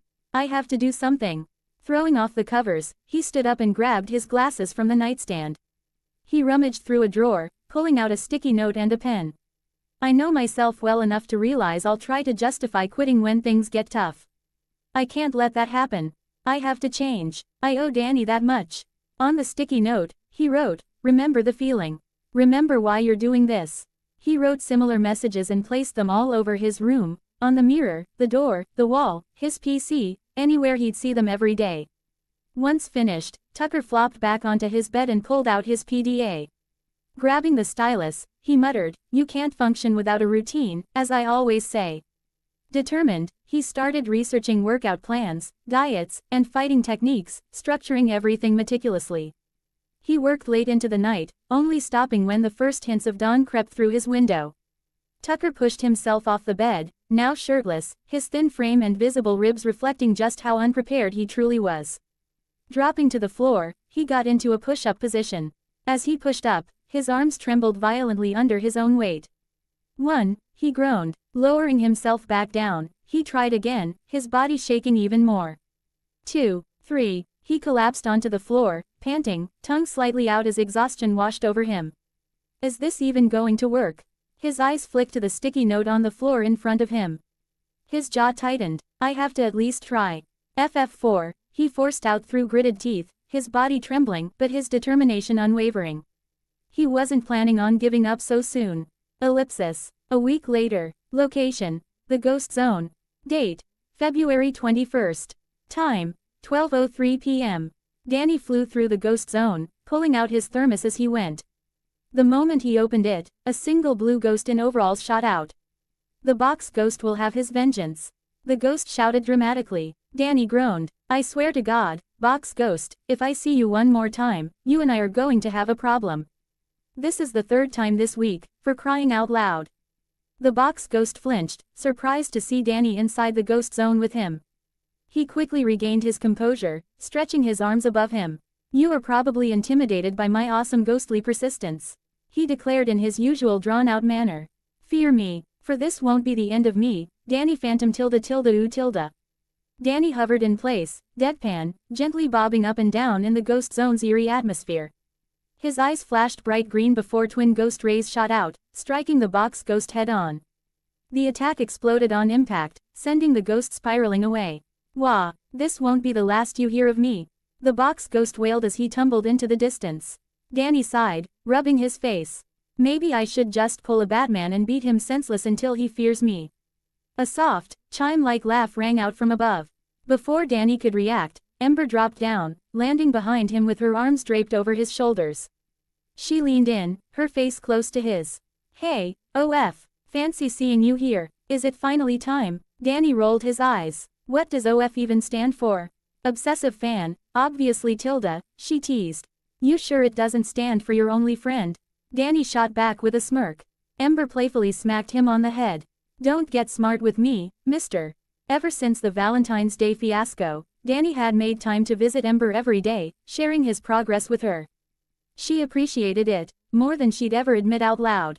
Watching him go through all that effort for her only made her value him more, and in such a short time, the two had grown closer. There was no awkwardness between them, just easy banter. Danny flicked her forehead in retaliation for the smack. And yes, it's finally time. It's been completed way faster than I expected. I even had time to practice with it. Ouch, Ember yelped. She quickly wrapped her legs around his waist from behind and stretched his cheeks abnormally long. Don't flick me, you bastard. Danny, his voice warped from his stretched cheeks, simply said, do you wanna check it out or not? Ember froze for a moment before nodding. She released his cheeks, which snapped back into place with a pop. Then, wrapping an arm around his neck, she pointed toward the open portal. Onward, let's go make me famous. Danny rolled his eyes before flying toward the ghost portal with Ember clinging to his back. As they entered the human world, Danny landed smoothly in the lab. Ember hopped off beside him, adjusting the strap of her guitar. She looked around, then back at Danny. Is this the place? You know, the one where the accident happened.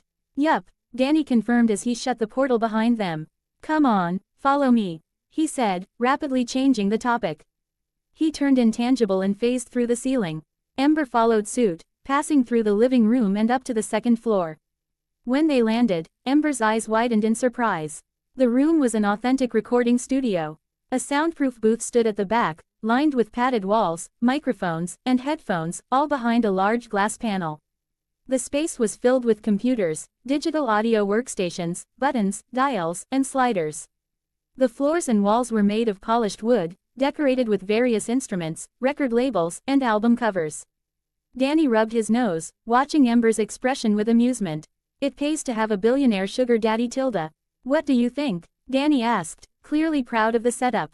Ember turned to him with a teasing smirk. Shouldn't you have shown me around your home first before showing me this? Aren't I your guest? Danny blinked. Seriously, you wanted a tour? Not anymore. This place looks amazing. I doubt any other room could compare. Ember grinned as she spun in place, taking everything in. Danny smirked and flew over to a chair in front of the workstation. He phased through it before sitting down, grabbing a pair of headphones and resting them around his neck. Spinning in the chair, he flashed Ember a devil horn gesture with his fingers. Well then, what are you waiting for? DJDP is about to make you a star. Quote. Ember just stared at him. Danny's cheeks flushed a bright green as realization hit him. He buried his face in his hands. Oh God, kill me. Why the hell did I say that? PFF'd. Ha ha ha ha. Wow, that was horrible. Ember cackled, laughing at his mortified expression. Alright, DJDP tilde let's go turn me into a star. She teased. UGHHHHHH. Danny groaned into his hands. Please don't let that stick. I think I'll actually gag. Ember only laughed harder.